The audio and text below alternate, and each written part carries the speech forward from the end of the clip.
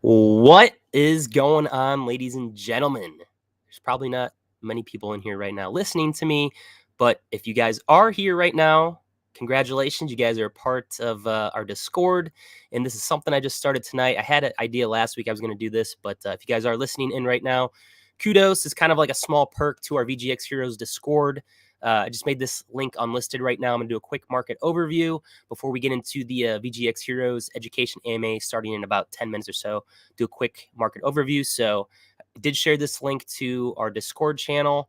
But yeah, if you guys want to just hang out and do a quick market overview, and then we'll just we'll jump right into the VGX Heroes Twitter Spaces AMA. So you can hang out here, chat. I'll be chatting back and forth with you guys. I do got to do timestamps as we're going until Crypto Daddy Pig comes in. So yeah, definitely appreciate you guys coming in and hanging out. All right, let's do a quick market overview. Can you guys all hear me okay? Or Baroness, can you hear me right now? All right. Let me just, I have it pulled up on the second window. I just want to make sure you guys can hear me. If anyone's watching, can you guys hear me okay? I think I'm good though. Let me just pull up my other tab. Hear me? Yeah, okay. I think we're good. All right, so quick market overview right now. Market is a little red today, down about 4.26% last 24 hours. Bitcoin's dumping a little bit, right about 36,897, down about 4.53%. We got Ethereum's down about 3%, it's at about 2,700. Binance Coin's down about 3.53%. Cardano's down about 5.35%. Market's taking a small dip today. Did have some gainers though. IDEX up 80.91%. Wow. 28 cents. We got Ample4th governance token up 34%. Augur's up 25%. And then we got a couple. There's Quant ups about 8%. I like that. I got a couple of those on Coinbase. But even though the market's down, we still have some green out there. Biggest losers last 24 hours. Suku down about 27%. Brain Trust down about 16.27%. But yeah, I'm not going to go through everything, but majority of the market's pretty much down right now. Baroness says new money coming in soon. Crypto adopters coming in daily. Yeah, hopefully I have enough time to talk about that. I probably should have went live maybe about 15 minutes prior. What is today? It is February 2nd. It's Groundhog Day, although I do feel like it's been like that for a while now. And what's his name? Puxatani, whatever his name is. He did see his shadow, so I think there is, 5 more weeks of winter or something like that. But yeah. National Hedgehog Day, National Signing Day, Tater Tot Day, Ukulele Day, Candlemas Day, Crepe Day, Creppy, Brown Dog Day, Girls and Women in Sports Day, Heavenly Hash Day, and Sled Dog Day, and the Treaty of Guadalupe Hidalgo Day. So that's for your holidays for today. Crypto bubbles, top 100 coins. Everything's red except Quant, up 8%. ICP's up about 9.8%, but like I said, majority of the market's down right now. Let's look at my favorites. All my stuff's down. BGX down 6.4%. $1.78, but it seems to be holding the $1.78 pretty strong right now. I don't know about you guys, but even though everything's been dumping, VGX has been holding pretty strong, knock on wood. Quant, only thing that's up in my portfolio, up about 8%, but yeah, everything's down. All right. Total crypto market cap, we're at 1.68 trillion. We are down a little bit from yesterday. Obviously, we took a little dump today, so just keep that in mind. Bitcoin dominance, we're down with Bitcoin dominance 2 at a 41.57%. Crypto fear and greed index, we're at extreme fear. We're at a 20 still. We're at a 20, whereas yesterday we were at a 28, just fear. So I'm not surprised that, we're down because of the red day we had today. So yeah, I don't know, guys. I don't know where we're at right now, but we're still continuing this fear and extreme fear downtrend that we've had the last couple of months. Like I said, in the summertime, we went about 3 months before we started to pick back up. Then we had that little downtrend from 10th of September up until about the 2nd October. Then we had our all-time highs back in November. Now we've just been on that downtrend. So I don't know. Seeing a lot of fear. Oh, we're in a bear market. All these big YouTubers are thumbnails are putting that they're selling. I got out, blah, blah, blah. Like I said, always depends where you're at. So don't bash someone if they're selling everything. But, just like I said, all depends on the person. Traditional markets, I think, did pretty well today. S&P 500 started the day pretty well, ended good. Same thing I think with the NASDAQ, but crypto market didn't want to follow. All right, so Bitcoin daily candle close. We did end at about 36,923 in the daily. Couldn't even test 39.5K, 40.7K area. Engulfed the 5 previous daily candles. At the moment, this is just another lower high, and I'll get to that in a second. Another tweet for the daily candle close. Ugly daily close. The bears are back. Bitcoin's next level is 35.5K first, and then we lose that 33.6K. If we lose that, we're down to 29.5K. Is a must test level for Bitcoin, and testing it depends on how well we hold above the supports above, lose them, and we continue to head down. Let me just make sure everything's good here. Yeah, I think you're the only one bearing this. It's all good. All right, let's jump into the charts real quick. And I always do the full moons and new moons. We just had a new moon. So usually full moons, we pump. When there's a full moon, we start to pump, a day or so afterwards into the new moon. And then once we hit a new moon, we dump. So it looks like, the last couple we've had full moon, we pumped, a new moon, dumped, kept dumping, went up a little bit here. Then we had that full moon here. We didn't really pump until, middle of this full moon we just had. So trends continue with the full moon, new moon thing. If you guys believe in that and whatnot, seems like we're going to dump a little bit. So just an FYI, but we're going along this trend line right here. We keep touching it, but we're not breaking out of this trend line. We touched it here and we're going down. So like they said, man, we can continue down in this channel here out until March. I know 2FEB stock trader, I don't think he's listening, but he chatted earlier. There's a big time sequence out in March time frame. So I'm just curious to see if we're going to break out there and whatnot. You should start trolling Baroness. Come on, where is everybody? Maybe post in the Discord, but don't make it public. I think Lagaritha put it in the public community AMA forum and whatnot, but it's all good. I don't really care. But yeah, once we get to Twitter Spaces and I'm not on camera, I'll try to see what we have going on. Oh, Lagaritha, what's going on? We got 2 people. Sweet. But yeah, I know a lot of the education panels they're probably still in the Discord chat right now. But yeah, real quick before we begin, I got 2 minutes left. Quick Voyager news for today. They did announce the CryptoTrader.tax, and they announced this in the past, but long story short, they had, I guess, a $6 million fundraising. Really insignificant in my part. I know a lot of people, even myself today, trying to get your CryptoTrader.tax and your Voyager all set up. But they did make a tweet about 30 minutes ago that there's been a huge demand for tax records right now with so many Voyagers linking their accounts. I had trouble. It said my data wasn't correct and whatnot. So they were just saying, try again, tomorrow at some point. So just an FYI for you guys. They also announced 3 new coins today. They announced Kasama, which is Polkadot's wild cousin. They announced Kava platform, DeFi lending network, where users stake collateral and take out loans using its native stablecoin, and then Gala, which is a gaming NFT ecosystem. I'm not real familiar with that, but I heard this is a next Axie Infinity potentially. I don't know. Don't really have too much knowledge on that. Kava, I really don't know anything. And then Kasama, like I said, but 3 coins in one day. I know they want to get to 100 by the end of the month. So man, I think they're at 80. They got 83. I think that'll be good for long term, bringing in communities, more liquidity and whatnot. So I don't even remember the last time they brought in 3 coins. So yeah, Obi, what's going on?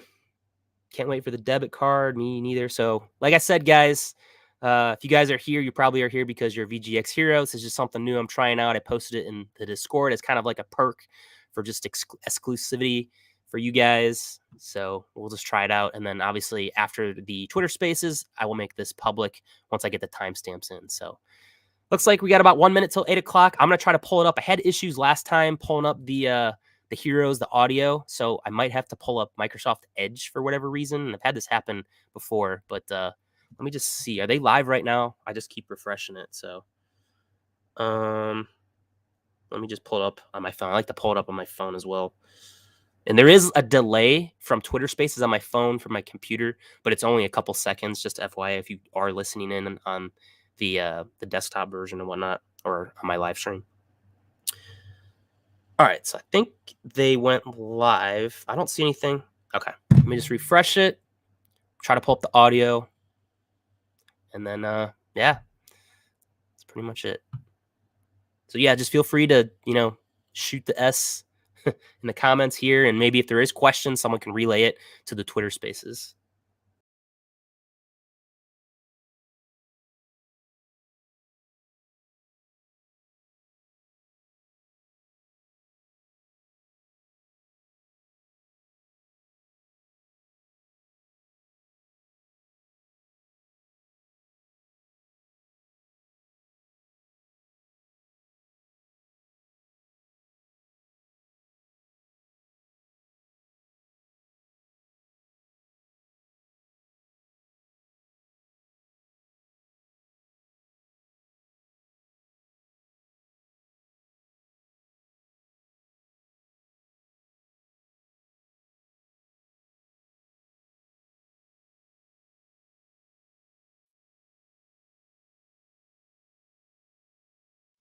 And if you can, as you're all coming on in here, if you haven't already, do us a favor, hit that bottom right tweet button and share the space so we can share the knowledge. Absolutely. It's always greatly appreciated. We're glad to be back. It's been a long week. Market's been up and down, but we're all still friends here, and we got a exciting week for y'all. We got Michael back. Can we get around 100? Everybody, show how much you miss Michael. Thanks, Fran. Happy to be back. But absolutely, we got an exciting topic to get into, so we're looking forward to it. Give it a little bit longer before we get going, get everybody up here, and give everybody a few minutes to join the space. Give it a little bit longer before we get going, get everybody up here, and give everybody a few minutes to join the space. Are we? Is Piggy coming up? I know I for a bit. Yeah, I think he's coming up, but if you want to throw me on as a co-host too, I can help moderate.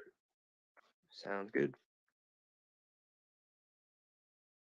Yeah, I passed the mic to him and Aldo already, so.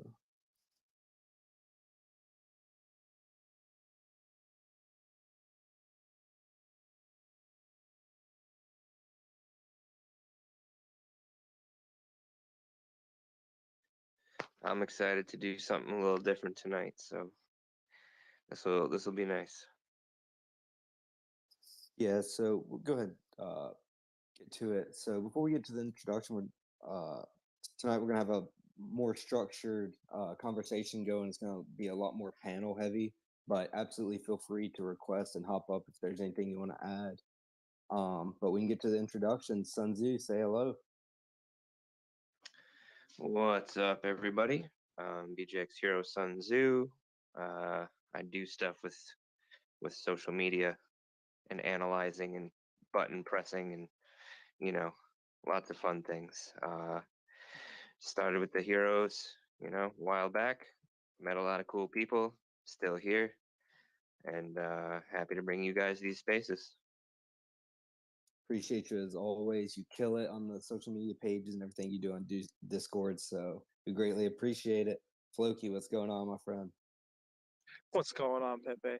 Hey, everybody, y'all know me. I'm the crypto Viking that speaks from the heart, founded the VGX Heroes with Aragorn and Maximus. Excited to get into it today and provide feedback and listen and riff with everybody. Encouraging everyone to, step up here and raise your hand and get involved and let us know what triggers you and what you're thinking and any questions and all that stuff. So let's get into it. Appreciate you as always, my friend. Aldo, how are you doing? I'm doing well tonight. Thanks for the invite, guys. I'm just here to, just to participate and share what knowledge I have and learn from everyone else. Thanks. And we also have another member of the panel, but he'll be joining just a few minutes late, so we'll have him up. But Welcome back, Michael. Good to see you. Hey, thanks. I joined you guys a couple weeks ago. I just was in no condition to talk, but I didn't want to dox myself while I was still over there in the situation, but I ended up going to Europe for the holidays and then got stuck for a month of revolving COVID positive tests amongst my family members, and we weren't allowed to return. So I've been stuck in a time zone that was not very conducive to these spaces for the past month or so. But I am finally back in the land of the free and the home of the brave. Yeah, you hit like the worst case scenario, just getting passed around. But if you want to touch on that a little bit, kind of your experience over there, and maybe give some insight on the European crypto market. Yeah, sure. So it was kind of eye opening to see the industry through that lens, and let me preface this by saying that all of Europe is not created equal. I was in Rome primarily. I was in Italy the entire time, primarily in Rome, and the financial centers even within Italy tend to be up in the north by Milan, and everyone else tends to be more provincial and maybe just a little bit less financially minded the further south you go. So just to not to stereotype, but just to somewhat generalize.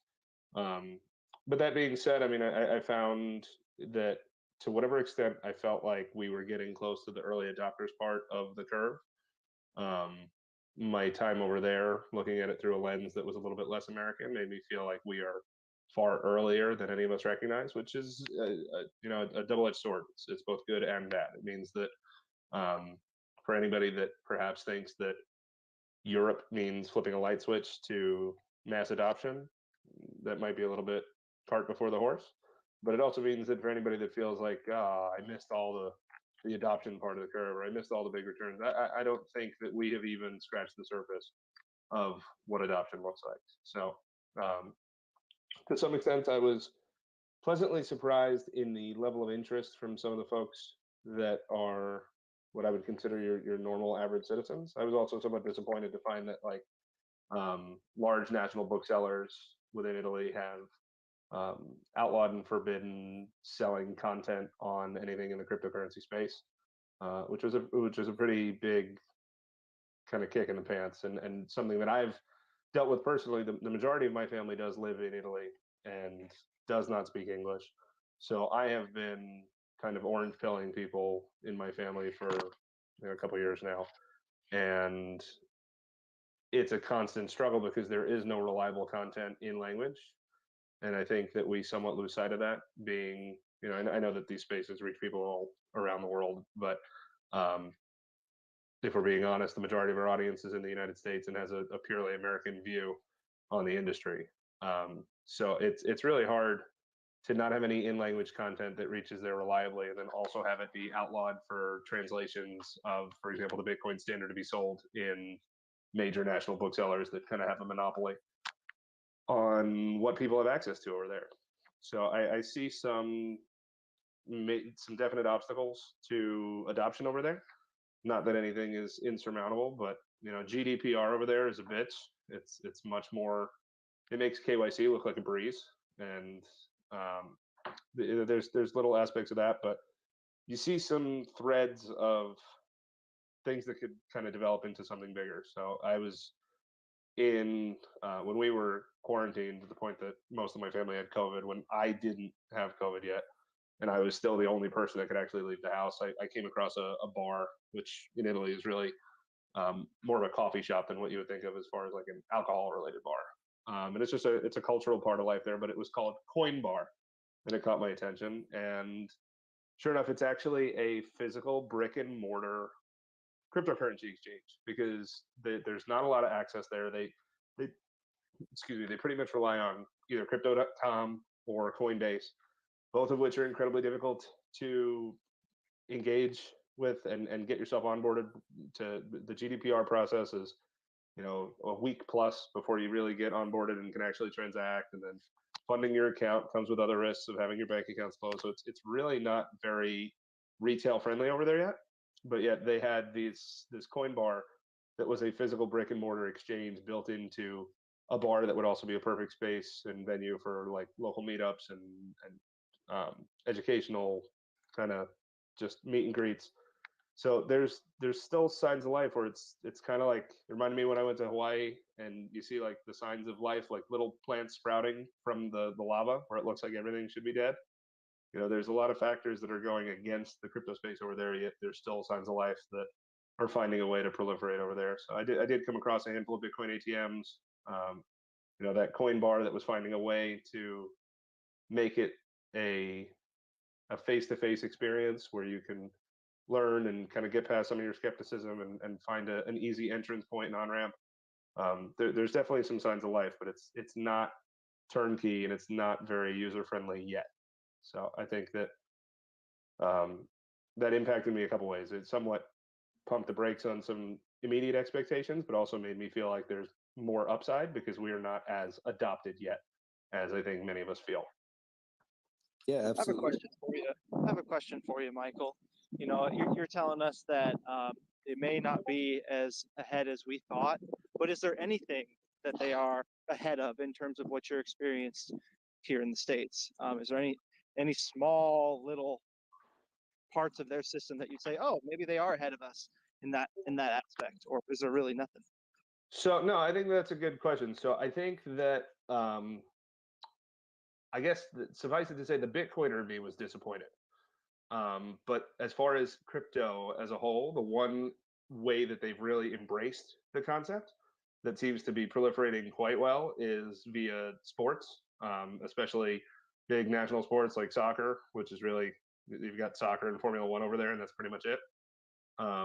But the fractionalization of sports teams via different coins, like what some of, I think what Chili's does. This is not a side of the sector that I'm very well versed in, so bear with me. But I think Chili's is sports related. I know that there's sportsbet.io over there, and I believe teams like Juventus and Roma are in some capacity fractionalized. But the fractionalized ownership of a sports team's fan base seems to be proliferating like wildfire. But it's good because it shows that there's potential there. It's also in some ways dangerous because it seems like they skipped steps A through Y and went straight to Z in terms of the education aspect. There's not a lot that has them educating on the cryptocurrency space. Instead, it's more capitalizing on the blind devotion to particular sports teams. But if there's a way to kind of get them in that door and then educate them, kind of like, you know, a lot of different projects out there. Once you come in the tent, maybe you start to learn. If I was looking at it glass half full, that's definitely the side of the space that's proliferating quite extensively. I mean, you never know what a meme will trigger in terms of what you want to research after that meme makes you think, or that divine devotion, you know, that blind devotion to your sports team. Once you get them in the door, start digging in. Well, hey, at least it's getting them in the door, right? Yeah, absolutely. Yeah, but overall, I think that's super fascinating because even myself, I get naive at the fact that I just, you know, I like to think Europe's more advanced, which we are just talking about Italy in your example, but I think they're, you know, farther along than what they actually are, and then the fact that you can't buy cryptocurrency books in the National Library is impressive. That's still a thing. So fascinating stuff, but yeah, and I mean that's purely anecdotal too. So I don't want to throw the baby out with the bathwater. I know that places like the Netherlands have high adoption. You know, I've heard that there's a lot more of a financial mindset in places like France and Germany, and places that tend to control the pocketbook of the EU. But Italy is, you know, maybe a small step above Greece in terms of economic prosperity. So it's probably not where I would expect the epicenter of this movement to be, but I would have expected at least some type of something more than what I saw. definitely so. But our first time panel member Derek's here now. So Derek, could you say a quick hello and a little bit about yourself? Sure. Thank you very much. My name is Derek Smith. I'm the organizer for Old City Bitcoiners. This is a Bitcoin-only meetup, and we meet in St. Augustine, Florida, and Jacksonville Beach. in every other, or about every 2 weeks is when we meet. And so if there's anyone in the Florida area, we would love to have you out and talk Bitcoin. It is a Bitcoin only meetup. Me personally, I'm a Bitcoin maximalist, so I tend to be very skeptical when it comes to the altcoins, as some people call them. But I'm very interested in economics and Bitcoin, of course, and software. I do some software development on the side. I've got an open source project I'm working on called Sovereign Stack. And I think there's actually some other projects that have that name as well. But basically, it allows you to deploy a Bitcoin native website.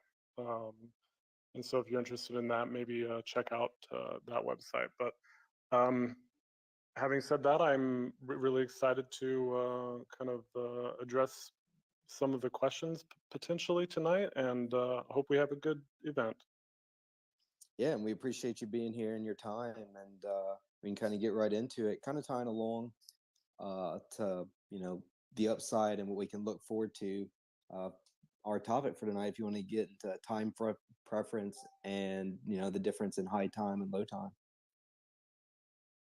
Michael, sorry. Yeah, you want me to get? So let's dive into this. So I posted some tweets just to kind of get some engagement earlier in the week and just to get people's kind of brains onto the topic. And these guys have done a great job holding down the fort these past couple of weeks, and I appreciate everybody else that's gotten involved, like Obi and Lucky Luciano. And some of these new topics that we're going to try to delve into, we want to start to take some bite-sized, pieces of the apple and just delve into some individual topics each week and kind of aggregate knowledge instead of recycling the same topics over and over again, because at some point we can't really do that in perpetuity. So we thought the time preference was the perfect place to start, because if we could start here, then we can start to add on each week, the building blocks of what is money, what's the history of money look like, what is the difference between sound money and unsound money, or hard money and soft money, what's the difference between direct exchange, indirect exchange, how did we get to where we are now? Because I think that a lot of folks dove into this space at first without necessarily understanding what even led to a need for this market to begin with. And I think that it's good that we go ahead and revisit it at an academic level, and in a way that I think we'll realize that a lot of this subject matter is way more interesting than we would have thought. And a large portion of it was never covered in your typical K through 12 education, unfortunately. It's a sin. But I think that time preference is a good one and a fun one for us to get started on. So, I teased throughout the week, what is time preference? Or your low time preference? Your high time preference? Do you even know what the fuck I'm talking about? So let's just start with the basic definition of the term. So time preference is the ratio at which people value the present compared to the future.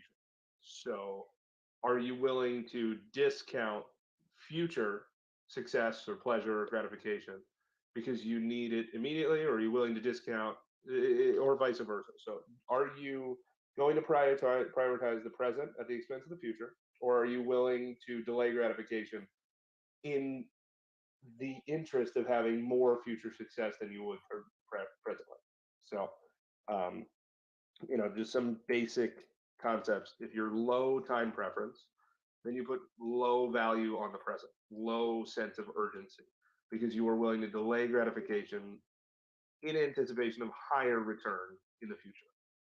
And if you're high time preference, then your mental clock tends to reset at a quicker rate, and you are more incentivized by immediate gains, immediate gratification. I need it now.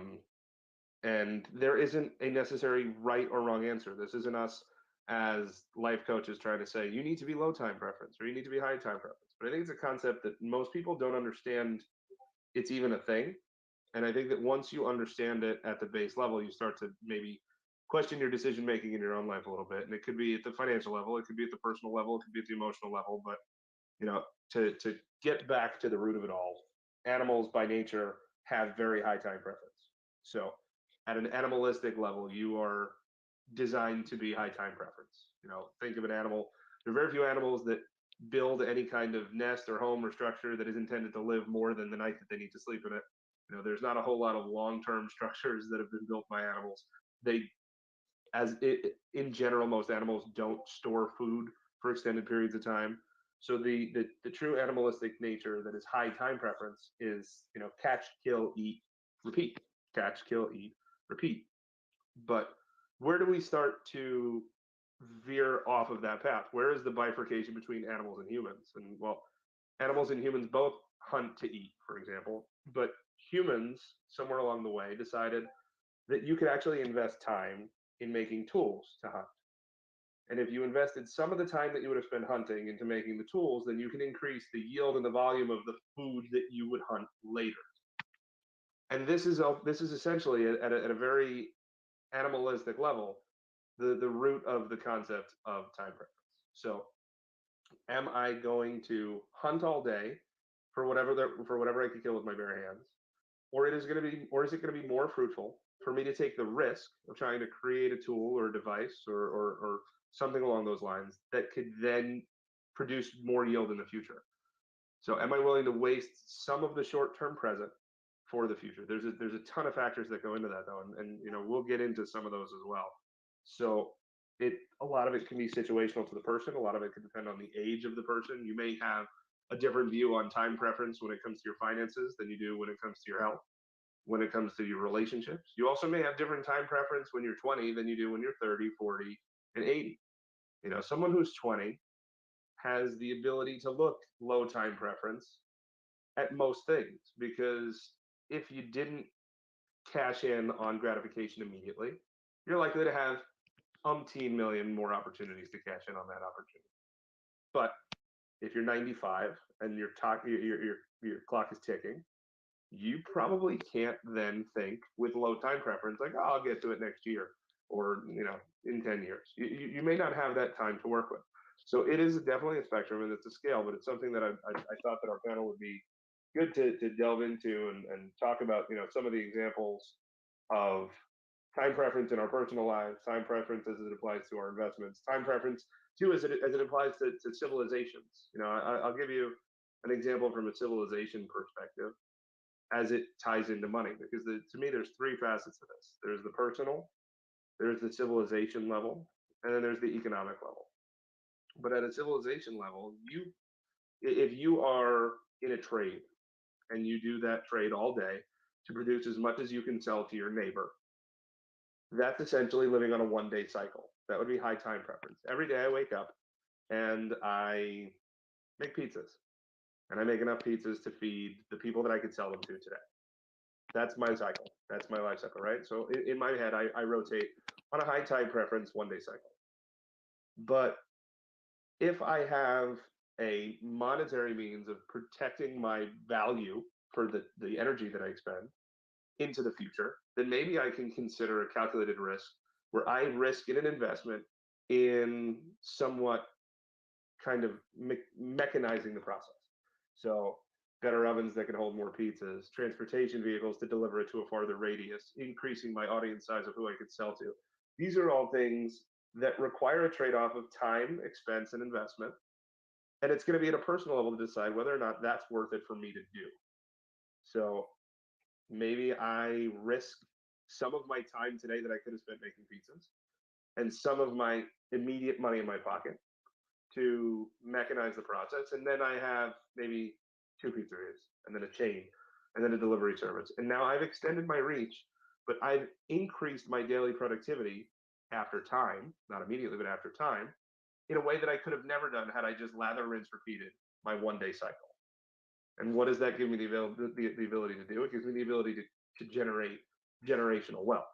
It also gives you the ability to fail. In that concept of trying to lower your time preference to be able to capitalize on longer term upside, it has to come with the trade-off that you're taking risk and you're taking investment. So these are just some of the basic touch points of the concept of time preference. But I'd like to kind of kick it back to Pepe and other people on the panel to touch on some other anecdotal examples of things in the time preference topic that have made it click for them. To realize, are you financially low time preference because you're invested and you're fine delaying gratification for the future, but you are maybe with your health super high time preference and you don't pay much attention to your physique or your diet because you would indulge on food? Or are you the opposite? Are you a health nut, super health conscious, and you're at the gym constantly to preserve your health for the long term because you're investing in your body? But the trade-off is maybe the balance that you find is finding instant gratification in other things. So you have maybe some materialism that's crept into your personality. And again, none of these traits are inherently good or bad. There's a balance to them all. But I'd like to kick it back to Pepe and start to get into the panel and discuss some ideas of, ways that time preference applies to them, or other stories that have helped them learn time preference along the way. Absolutely. I can start it off with a fisherman analogy, and then I can get into kind of some different situations in my own personal life. So start off with the fisherman analogy. The fisherman who builds a fishing rod is able to catch more fish per hour than the fisherman hunting with bare hands. But the only way to build the fishing rod is to dedicate an initial amount of time to work what does not produce edible fish. But instead, producing a fishing rod, this is the uncertain process for the fishing rod might not work, and the fisherman will have wasted his time and no bail. Not only does the investment require delayed gratification, it also carries with it the risk of failure, which means the investment will only be undertaken with the expectation of reward. So just kind of backing off and kind of touching on my own personal life. So me personally, I am not materialistic at all. I'm very low time frame on financials. I don't like to spend anything. Personally, I like to invest and just build for the future because I don't value anything in the sense that it's worth it for right now, that what it could be worth for me in the future and when I could do more with it and go different directions. And also on health, that's the second thing that I'm big on is, I pretty much every day make sure at some point I go to the gym, do cardio, just because, I like making sure I'm healthy. I invest a lot into learning and developing, trying to set myself up for the future. So I want to be able to, reap those rewards, stay healthy, and things along those lines. Some things, higher time frame. I am young, so I still make irrational decisions here and there. I like to dabble in NFTs, obviously, and everybody knows they're illiquid and it's a volatile, and they could all go to zero. I dabble in my,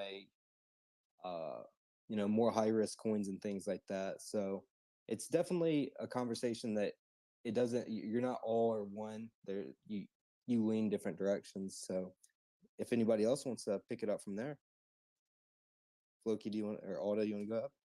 Yeah, to stick with the same format, I would start off with like a fable. The fable of the ant and the grasshopper.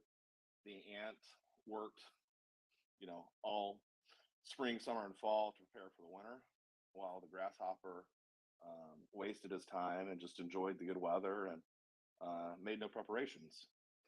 And at the end of the fable, the ant is prepared to survive the long winter, and the ant is relegated to begging for food. So, on a personal note, I look at myself when I was in college. I didn't think anything about my financial future. I squandered all my money on, going out, having a good time, and over time, as I've aged, now I am much more concerned with my future. So I'm investing in my future through education and actually investing in crypto and other assets that will pay off in the long term for me. So those are just two examples from my personal life, and also within the crypto world are regarding my journey. I look at how I've evolved in this space. I am much more uh, what is it, low preference, low time preference now. So I'm much more concerned with assets that will pay off in the long term. So I'm much more focused on Bitcoin and some of the harder assets that have really good tokenomics, team, and may not produce the astronomical gains that you hear about in the crypto space, but I'm making that trade-off. I'm willing to make that trade-off because I believe in those projects more. I have a higher conviction rate in those projects, and I'm willing to delay that gratification. So that's just my take. Appreciate that. Floki, do you want to pick it up from there? Yeah, sure. I feel like I want to share where my mind is going, and this may be topics to discuss later in the AMA, but we talk about balance between high and low, making sure that your basic needs of survival are met. I'd say that is the base requirement where you have to shift to a high time preference in order to survive, right? But the consequences of staying in a high time preference is essentially you don't really get anywhere. You're stuck. And this makes me think personally about my job a little bit and finding the balance between the high time preference gratification of accomplishing my task at the job versus having a low time preference mindset of figuring out a way to do it more efficiently. So what is my return? What is my currency in this example? It's my own time, right? So when I first got onto this job, it would take me all freaking day to get this report done. And I would feel gratified at the end of the day because I got it done and I satisfied my requirement. But, I realized that is this going to be my life where I'm spending the entire day just making a report? No, I want more return on my time. I want to put in the time to create tools, automation, working smarter, not harder in order to accomplish that reward.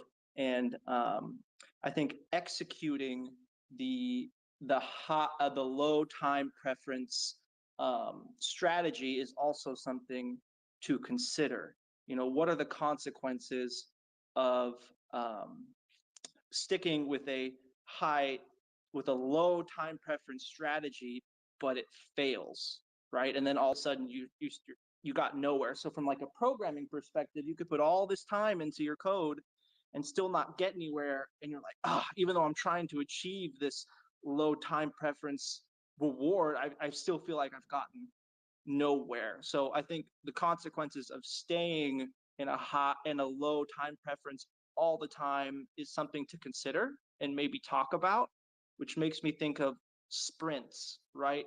Sprints of a low time preference mindset to achieve, a shorter goal, and then essentially relieving yourself to go back to that high time preference mindset where you get that gratification to essentially reset and find the energy to continue down that low time preference mindset. That's what comes to my mind when I'm thinking about this and how it relates to me. And I can't tell you guys how creating these tools has changed my life and increased the amount of time that I have to do tons of other things and execute tons of other strategies in the low time preference mindset. That's my example. Love it, friend. And I'm absolutely working, to progress towards being as much low time as I can. So I'm totally with you on that.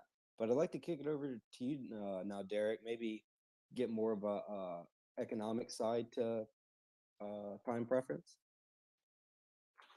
Sure, but if I may, I will share an example of mine. I actually, you mentioned it yourself, it's your health, and I actually have that same issue in a lot of ways.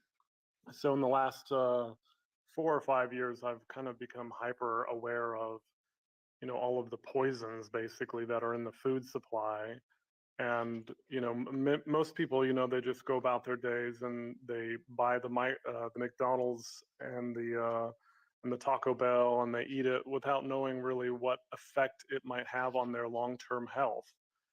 And so in a lot of ways, learning about nutrition and exercise and a lot of these other things is an exercise in lowering your time preference. That is, having a greater emphasis on the long term, right? Your focus is more on longevity, basically, and I know that's true for me.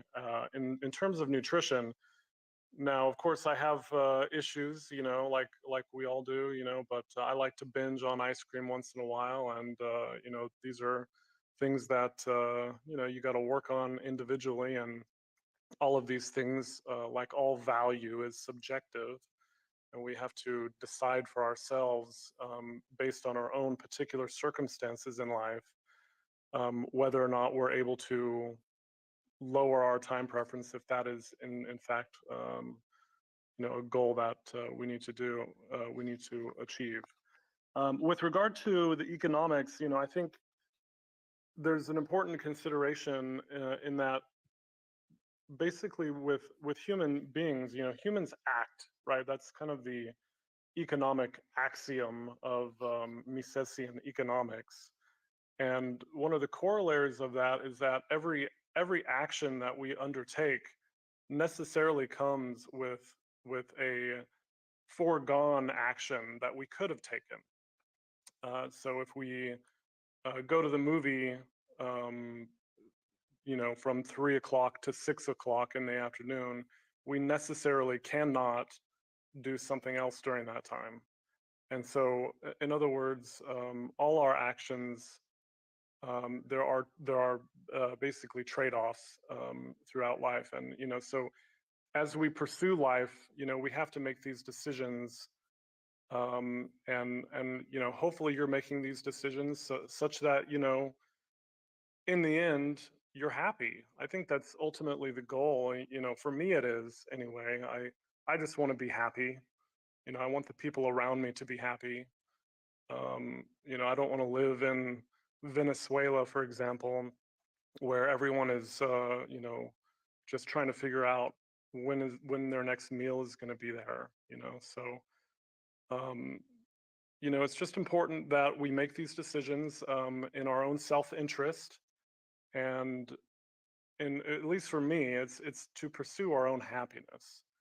And I think that's probably where I'll end it there.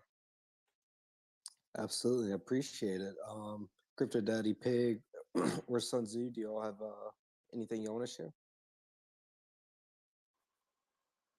Can you guys hear me? Yeah, all good. All right, perfect. Just making sure. Yeah, so for me, the one thing I was going to bring up in terms of this topic is my journey in terms of where I was in investing a couple years ago versus where I am now. And I think one of the major things that I needed to do for myself to help get to a lower time preference would be just straight budgeting. When you understand what you have available, freely for you to go ahead and invest in something, and you get specific on it, it makes it a lot easier to tolerate price, dips, and watching the price go down, because you're not extending outside of your means. So whenever I have like just a change in a life event, right? It can be anything drastic from moving to, somewhere new where you've got a new mortgage or rent payment, or getting a raise. It doesn't have to be negative, but I really like to take some time and sit down and go over my, expenses at that point in time to see what I'm comfortable allocating to an investment. So for me, I found an app for myself. I don't work for the company or have any financial interest in it, but it's called Dollar Bird. Basically, it's a calendar app, and you can plug in on specific dates in the month, what's coming in and what's coming out. So you have your needs, you've got your wants, you've got your income, and it will help me to determine, like, not only how much I could spend, but when I could spend, and when I could extend the investment a little bit further, and when I maybe had to pull back because I had some things upcoming, whether it be unforeseen life events, travel, vacation, going to a wedding, or something where you weren't particularly planning on spending money at that point in time. you plug those into the calendar, and then you can go in and you can, pick any date and time, and kind of see where your balance is going to be at that point, to help you determine how much you can invest putting forward. And I think for a lot of us, sometimes we don't do that. We don't stay with it or keep it up to date. And at that point, you're spending money that you may not have. And that's when we get these periods of time where, we can be stressed out over the price action on a coin, is because we maybe have rent to pay, or we have an unforeseen expense that needs to be paid at this specific time, and we're over invested at that point. And then we're, tweeting the CEO of a company and begging him to make a transfer so we can get our rent. So definitely don't want, to get caught in that situation. And I think if you guys, and myself particularly, can really keep yourself within a budget, then at that point, these dips are just an opportunity for you to buy, with your allocated budget, knowing where the price should be moving forward. Don't over leverage, people. Yeah, that was a great point. Fantastic job, Piggy. Sun Tzu. Yeah, I'll just keep it pretty short and sweet. I think I try to balance both. One thing I will say is I am definitely not buying any pizza with my Bitcoin. So I'll leave it at that. Yeah, Michael, I'd like to kind of get into the conversation of like the fiat system, catering to high time preference, while Bitcoin, for example, low time, if you want to kind of get into that aspect. Yeah, absolutely. I think it's a perfect segue. So the fiat system that we're in right now, where every day your dollar has less spending power than the day that it did before, is basically incentivizing the lowest common denominator citizen to spend as much as they can as quickly as they can, because they can't have the confidence that the spending power of their dollar is going to be there tomorrow. So what are they going to save it for? And we operate in a society that really is stacked against the average Joe, especially with corrupt and flawed investment vehicles like the accredited investor program. So for those that don't even know what that is, basically, in order to participate in high risk, high reward opportunities like startups, you have to be an accredited investor, which means that you have to already be wealthy in order to pursue additional exponential wealth. But it's not accessible to the average Joe. That being said, the stock market is also somewhat out of reach of most of the retail audience. So you have your, I would say, median citizen that works hard at a job, earns a fair wage, but then doesn't have an investment vehicle to preserve that wealth into the future. So they're incentivized to spend it in the present. It creates this class system that just perpetuates additional kind of disparity between the rich and the poor.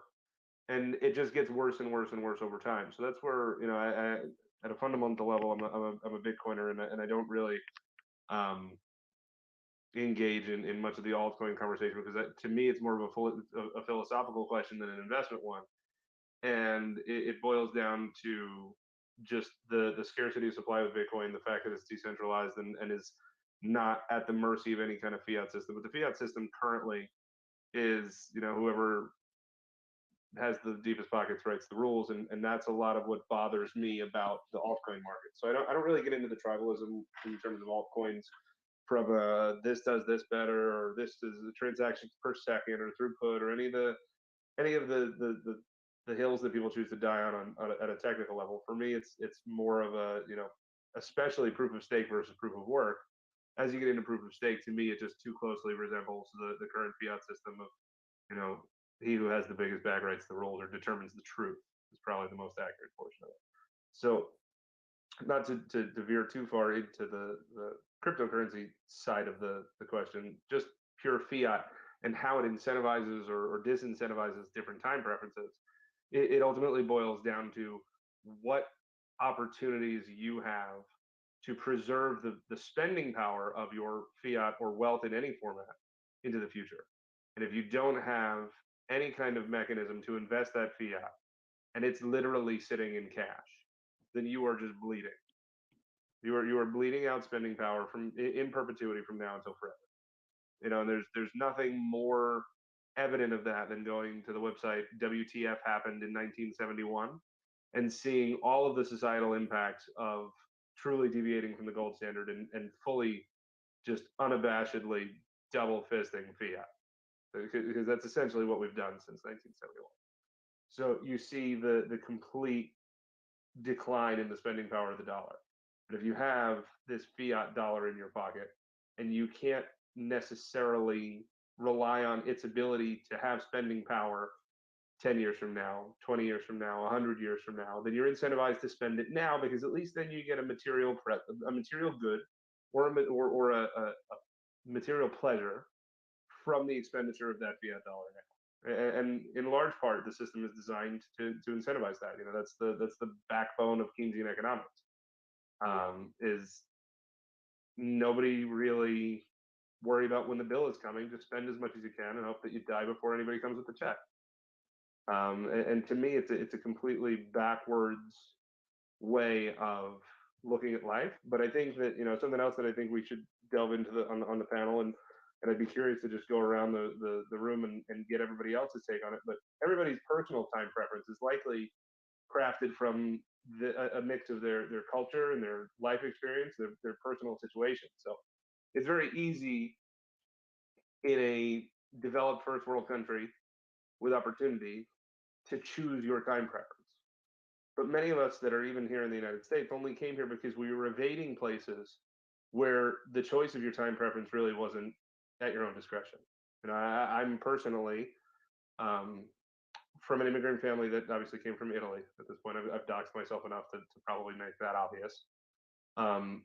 But your time preference wasn't necessarily something that you could choose, because you were pretty much forced into this caste system of however you were born, you died, and you woke up, and it was the modern day equivalent of catch, kill, eat until you died. And my family left that in pursuit of opportunity to create a generational impact for the future of our family to come. And my grandfather left in the 50s and came to the United States. And now a couple generations later, we still maintain all of the cultural bedrock that makes us who we are as, you know, in our case, Italian Americans. But in terms of the pursuit of opportunity and the ability to capitalize on that opportunity, and then once you find it, protect it, is of incredible importance to us.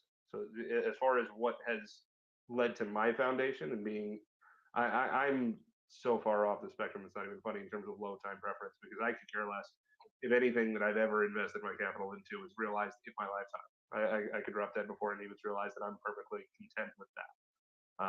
And that's an inherited trait that stemmed from my grandfather. My grandfather came to this country with the shirt on his back at 26 years old with nothing, and worked whatever hardworking blue collar job that he could to provide any kind of income, and then eventually savings to his family. And he raised, you know, 2 children who raised 2 grandchildren. And at the end of the day, he passed away with more saved to pass on to us than he'd ever spent in his entire life, because he was a man of, you know, simple pleasure. He derived pleasure from creating opportunity for the future generation.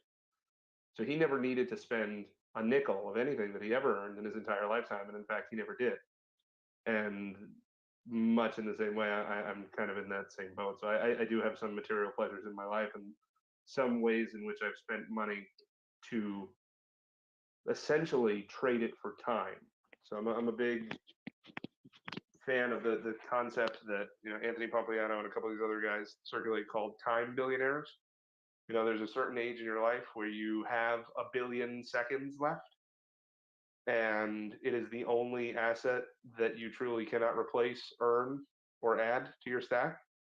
So spend it wisely. So I will spend some of my actual capital if it frees up my time to spend on other things like my kids and my family. But I'm not one of these guys that's Win Lambo and anything crazy extravagant. I'm fairly humble in that regard, and the majority of what I would expend my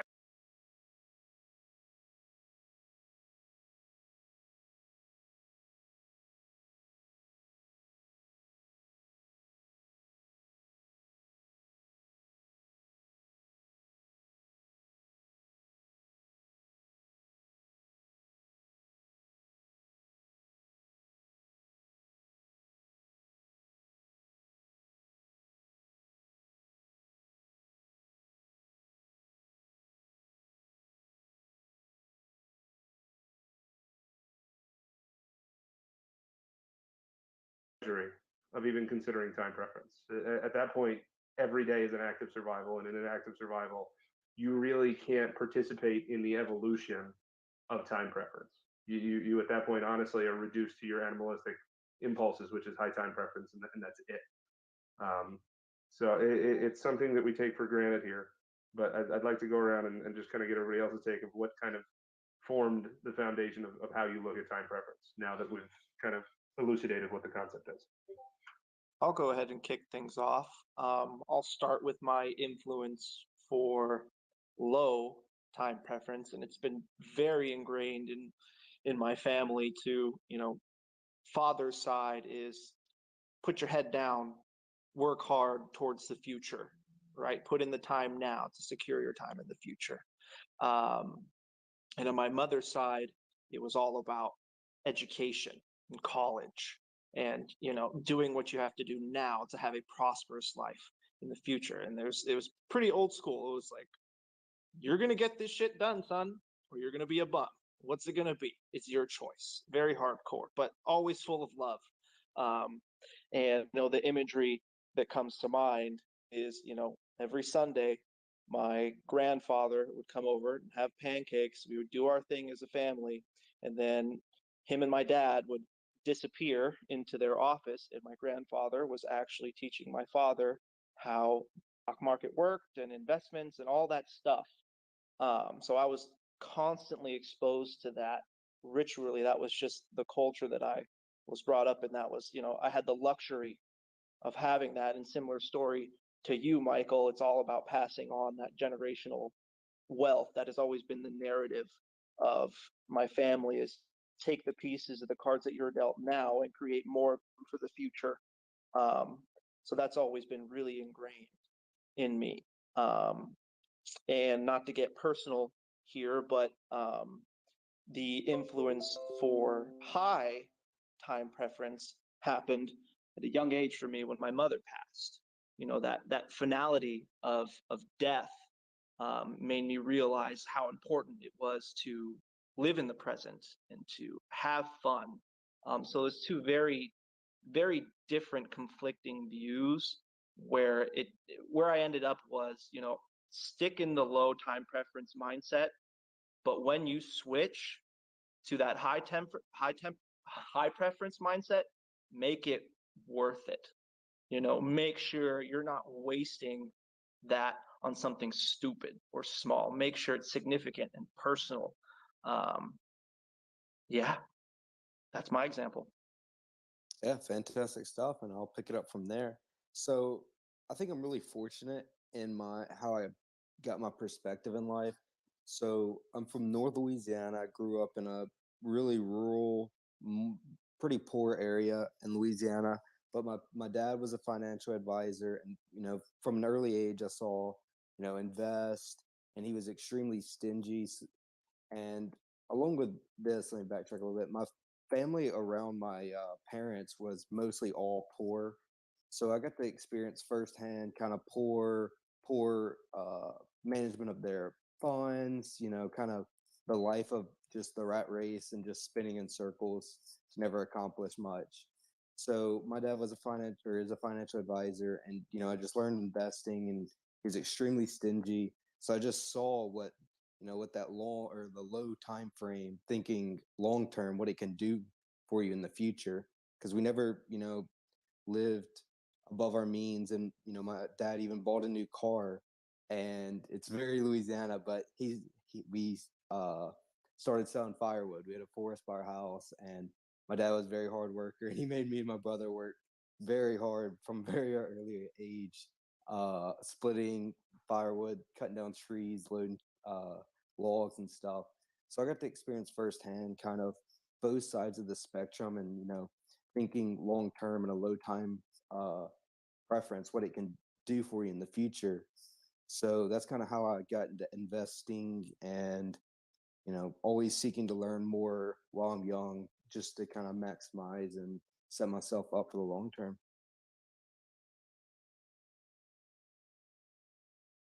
If Aldo, you want to pick it up from here? Yeah, sure. I have a somewhat similar story to Michael.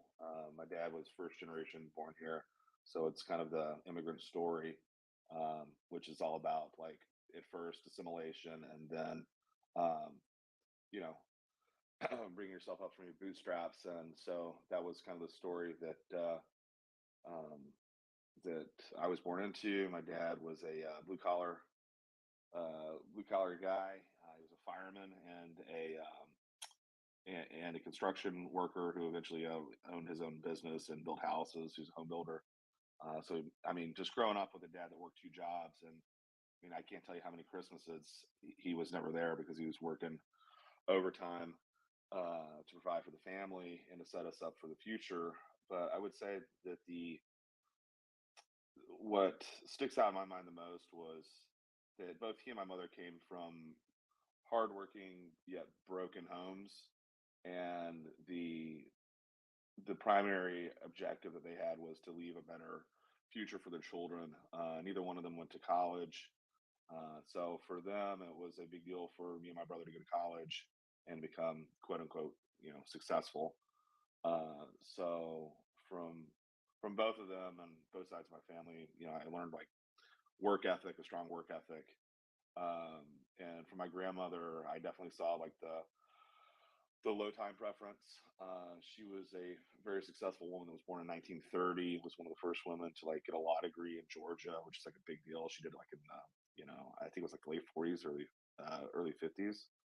But that woman saved. She was also a depression kid, so she saved every nickel she ever had, and consequently, she was able to pass that on to my mother and my aunt. But yeah, that's kind of background that I have. I wasn't taught too much about investing, um, but definitely the idea of having a strong work ethic, bettering yourself through education was a really big deal in my family. So they placed a premium on education and self improvement, um, and that has paid off for me. Fantastic stuff. Fantastic stuff, my friend. Sorry about that. Crypto Daddy Pig, I want to hear your story, my friend. Sure. Kind of on, I would say, I guess, a different spectrum. My parents were both second generation, so I didn't really have that experience because at that point, everybody was kind of affluent into the culture. And I grew up in the middle class, fancy suburbs of Chicago, and went to school. And when I got back from school, got my first job as a private investigator, and had to apply for a credit card um, to go ahead and get expenses taken care of on the job. Submit those expenses, submit receipts for gas. Just fresh out of college. Didn't really know what I was doing in terms of balancing a checkbook or anything like that. So, I went to Chase and opened up an account, and they gave me a credit card with a $26,000 limit on it. I should not have been available, or that amount of money should never have been available to me. And again, at the young age, I didn't really understand what, spending money I didn't have was going to do. So for a really long time, I was fighting, the credit card demons, paying the minimum monthly balance, trying to pay a couple $100 over the top of it to try and get the balance down. trying to submit as many receipts as I could as possible to get reimbursed for things. But again, I think, it wasn't the greatest profession to be in. And I think, sometimes receipts wouldn't go through and I'd end up paying costs that I probably shouldn't have been paying for, but that's not why we're here. So at some point I started to look around me, and was, basically realizing that I was living on a high time preference all the time. Um, you know, I was literally living paycheck to paycheck, and I was still carrying all this debt. So eventually, I just started to see that all my friends surrounding me were doing really good things, and I was still just who I was, and not making the right decisions to, make a better life for myself. So I had a really supportive friend who was really in a good spot, and he started to teach me about budgeting. He suggested the Dave Ramsey books, and I bought one and read through it, and learned this process of debt snowball, which is basically you pay off your smallest bill, and you pay that to completion. And while you do that, you're paying the minimum monthly balances on everything else. And then once that debt is wiped out, then you go to the next lowest ones. So eventually I was able to work that down into a point where I was able to really kind of get my feet on the floor and start making a change for the better. And again, this is one of those things that I'm going to make a point to my daughter, as she gets older, and really teach her about the idea of investing and saving, and showing her examples of what, doing the right thing can do for you over time. So I'm really looking forward to, as she gets older, she's just 5 right now, but being able to have those conversations about, well, you could get this one small, Barbie now, but if you put away money every month, at some point we can get you the Barbie dream house, and then, you're going to get way more enjoyment out of that. Although, so that kind of example for me is just really trying to, it wasn't going to change from anybody. I don't know. The only way I could change it, I should say, is from the inside. And it really took me a long time to be honest with myself and figure out that what I wasn't doing wasn't working, and that I needed to make a change. Great stuff, Piggy. That was a fantastic story, and kind of a different perspective. So we appreciate that, and just shows like it's something that you're not inherently born with, and that's just how it's going to be forever. If your finances aren't looking good, and you realize you're kind of in a circle, like there's potentially things you can change. So just keep going, and trying to better yourself, and just never give up, for sure. But Sun Tzu, I want to hear your story, my friend. Yeah, sure. So I love that all you guys went first, because that, like, I can kind of pull from each other person, the particular aspects of my life and my story. And I had and still have great parents, which is awesome. Um, Never really was taught about, finances and investing, although they did kind of try to push me in that direction, saying, hey, when you're older, you're gonna wish you did this. And me being, you know, 13 or whatever, I was like, ha, okay, okay, whatever. And for most of my life, I lived with very high time preference. And as Floki said, you want to make sure when you're doing those high time preference things that they're not stupid. And well, in my opinion, what I was doing at the time was not stupid. And looking at it now, maybe it was, maybe it was. But I think what was most important is that I was taught that work ethic is very important. And so ever since I was old enough to have a job, I've had one. And I think that's something that's important too, is that even whether it's low or high time preference, as long as you're being productive and trying to balance that with enjoyment, that's the steadiest, most balanced course you can take, and then you can reassess as time goes on. But yeah, I guess I don't think I have too much to add to that. And at this point, I just started investing a few years ago, so I'm kind of new to all this. I've learned a lot in that time. Um, I would not change the way I lived, because I think that has in large part taught me a lot of the things that I'm relying on now. So I think whichever way you decide to go can benefit you. Love to hear it, and save the best for a lot last. Derek, what about you, my friend? Thanks. I think I'll maybe take a little bit different tact here. So, I grew up in a Republican household, so pretty conservative. So I kind of had that perspective growing up where, you should work hard and you should save your money and, you shouldn't spend frivolously and so on. But I think the thing that really opened up my eyes to the so the difficulty with lowering your time preference oftentimes is that you have to spend some time, engage in an entrepreneurial act, basically, in order to produce capital equipment. So, for example, if you're catching fish, if you spend some time developing a net, you can't catch fish when you're doing that. That's the opportunity cost of developing that capital equipment. But there, so that's all well and good. You have your capital and so on, but the question is, how secure are those property rights?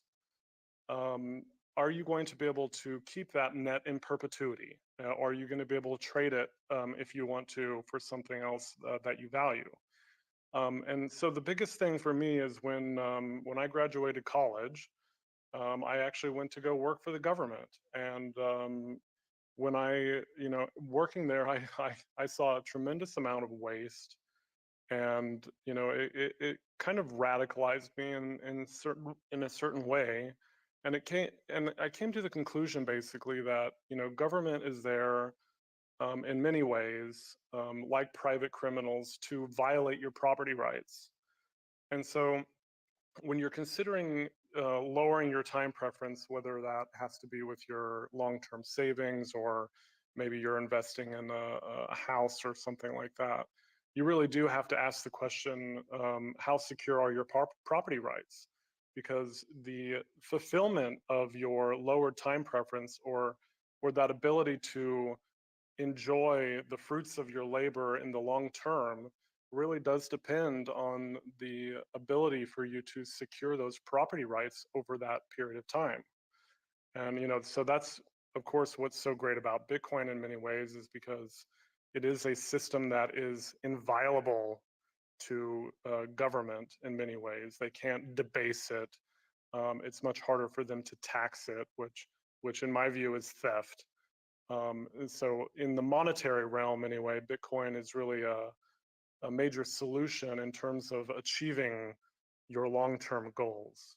And I guess I'll just leave it at that.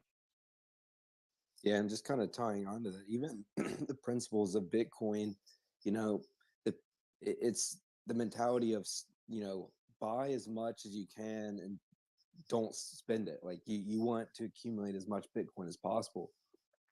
That mentality as a whole is low time preference, and counter Fiat is very much, spend mentality. So it just shows even in how they're used is fundamentally the opposite. Yeah, that's right.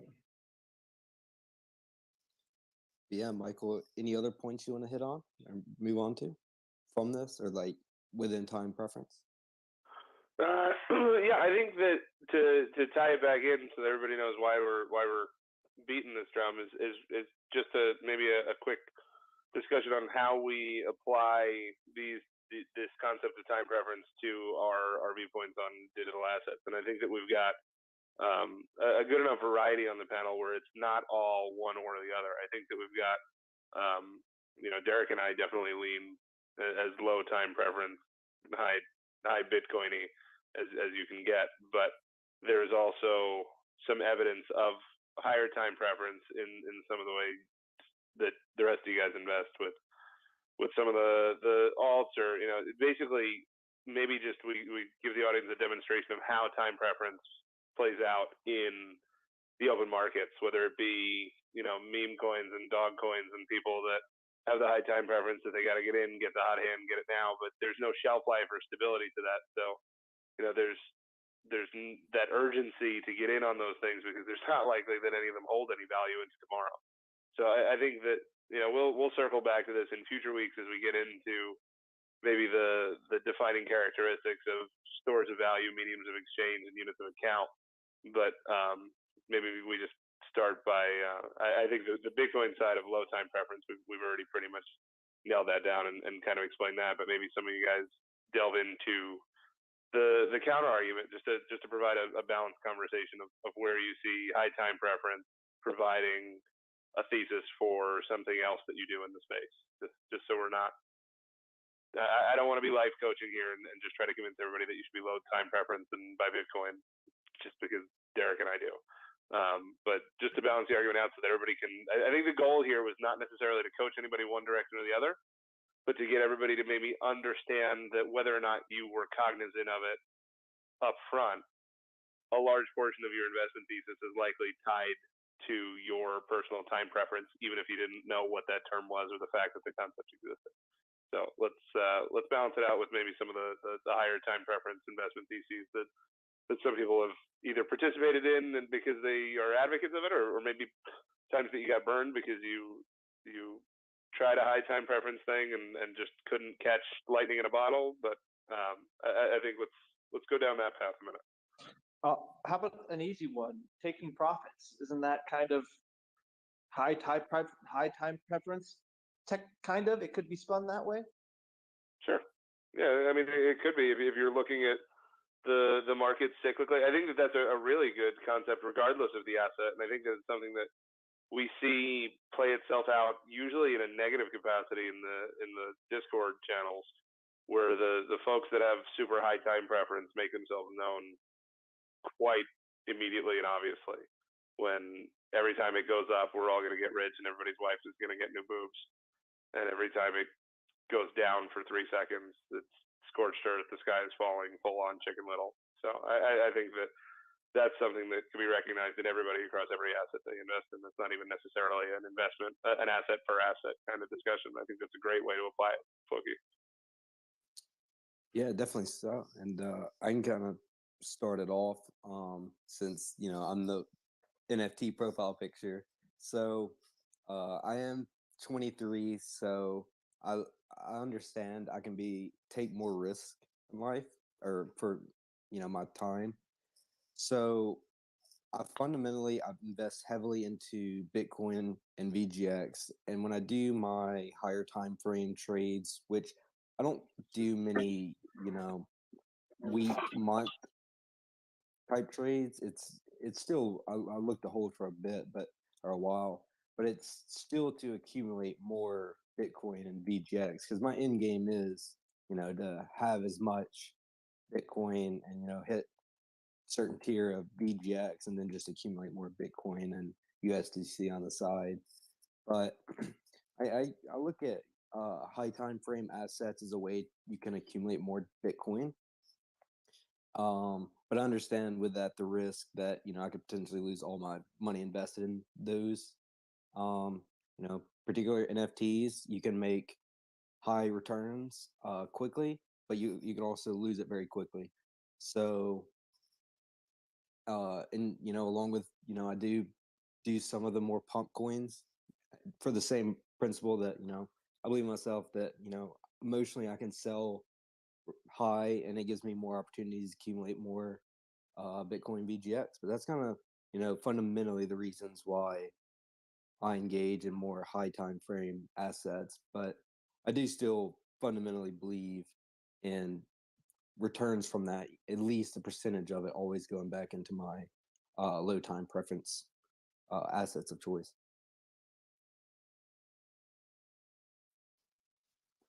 But, so who else we got? Derek, I'd be curious. I know that you're full blown Bitcoin now, but I think that everybody's gone through that learning curve of passing through shitcoins along the way. At that point in your journey, was it a time preference thing? Was it an education thing? But what's your backstory that helped you evolve to your current kind of thesis on this space? Sure. I mean, I would say it really is an education. It was an education issue for me. You know, there's various reasons I've come to the conclusion that I have. I think the biggest one really is ethical. In you know, in terms of engaging in you know, the quote unquote shit coins, which I have a very broad definition of what that is. I think there are, you know, ethical considerations that really need to be considered. And primarily is, you know, to me, what Bitcoin represents is the end of money issuance or you know, any one group or small group or individual who is able to issue unilaterally new units of money. Bitcoin forever does away with that. And I think many people need to recognize that fact. And if you do recognize that, you'll understand that the dollar or, you know, Ethereum or whatever else, they're basically engaging in that kind of money issuance scam, if I may. I know many people don't consider it to be a scam, and I use that term, you know, technically, and you know, so I don't mean to disparage anybody out there, but I think, you know, ethically speaking, but you know, as you mentioned, I've purchased many altcoins in the past, and I learned a tremendous amount from them. I think the biggest thing that I learned was that really they're all providing the same use case. That is, you buy it, you hold it, you send it, right? It's a monetary use case. Even NFTs in many regards are monetary in nature. You know, of course, you may have it tied to an image or something, but in general, you're buying it, you're storing it, and then you may sell it for a profit later. So it is providing a monetary use case. So for those reasons alone, you know, that's kind of why I decided, okay, well, let me add, there is one other reason, and that is architectural. The Bitcoin blockchain and the architecture of Bitcoin, in my view, is superior. It's not always clear why, you know, like the transaction throughput is not very high, for example, and many altcoins use that as a selling point in their own coin, right? They have a higher transaction throughput or what have you. And so, you know, you really need to understand why Bitcoin is architected the way it is and what are the assurances that it's providing. But, you know, ultimately, I would say it is architectural in many ways. The purpose of Bitcoin, or the goal in many ways, is to provide a system of digital cash which is trust minimized.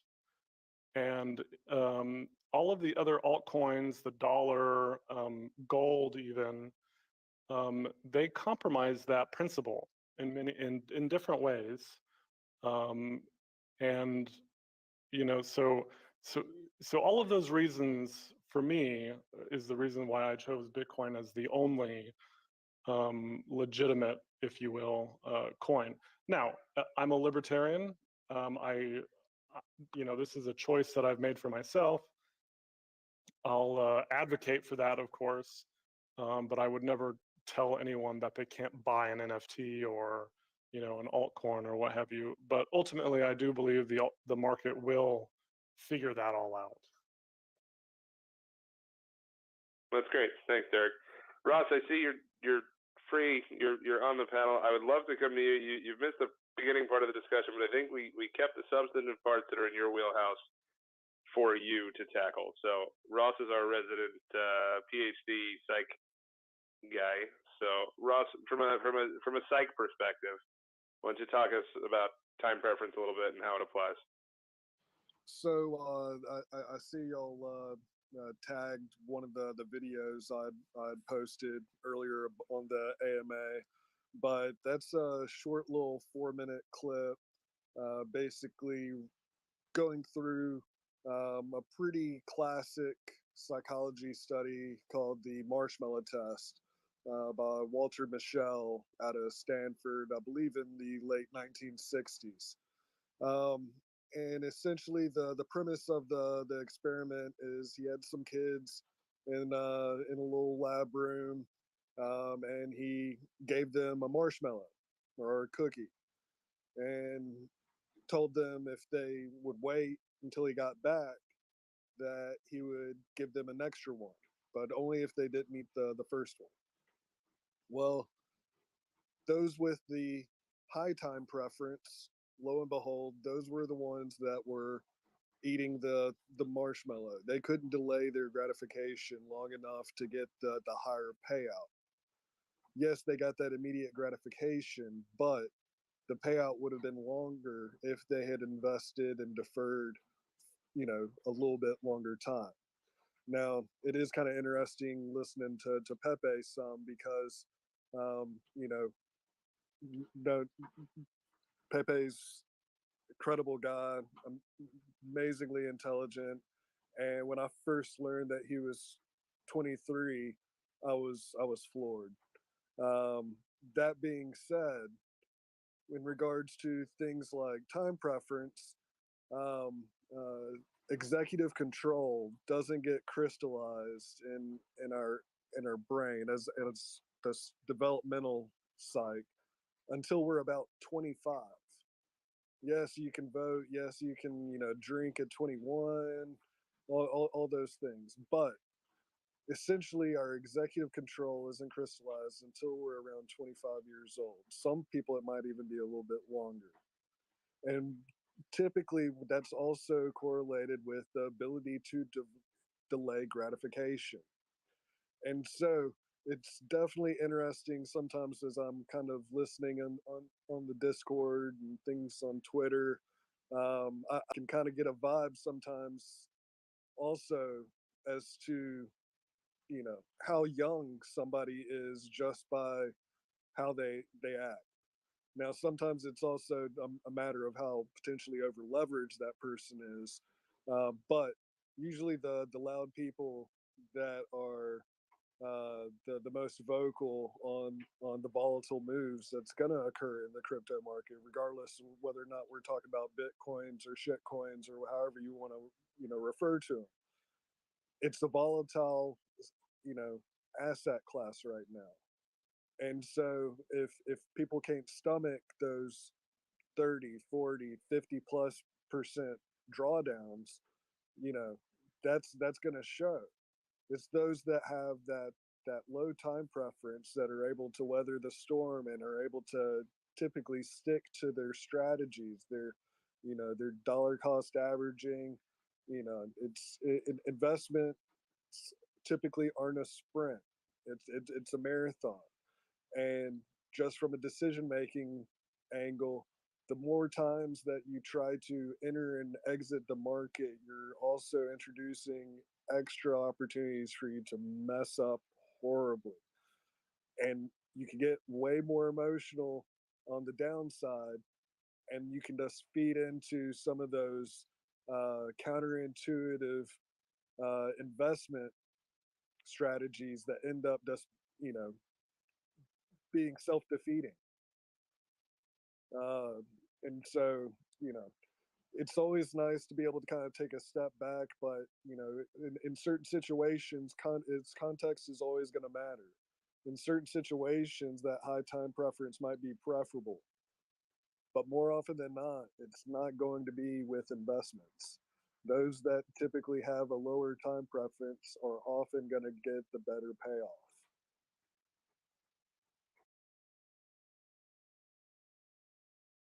Love it, and glad to finally have you up here, my friend. Appreciate that, and yeah, no, thank you for the kind words, and I totally agree. You know, I still see it in myself. You know, changing and decision making, and you know that I still see it. So I absolutely agree with you. And I mentioned it earlier on the Discord, but I definitely want to reiterate it here. You know that it's not our point. I don't think to be prescriptive in anything that we say.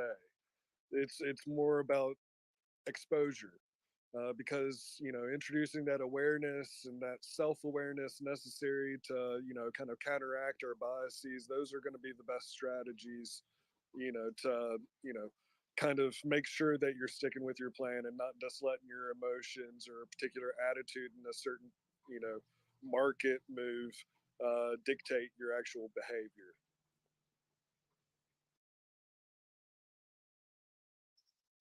But once again, anybody that's in the audience, feel free to request up. And if you want to share your story in crypto and your time preferences, high or low time preference attributes you have, we'd love to hear different from different people and kind of different stories, and just kind of hear how it's kind of come together and lead to this point.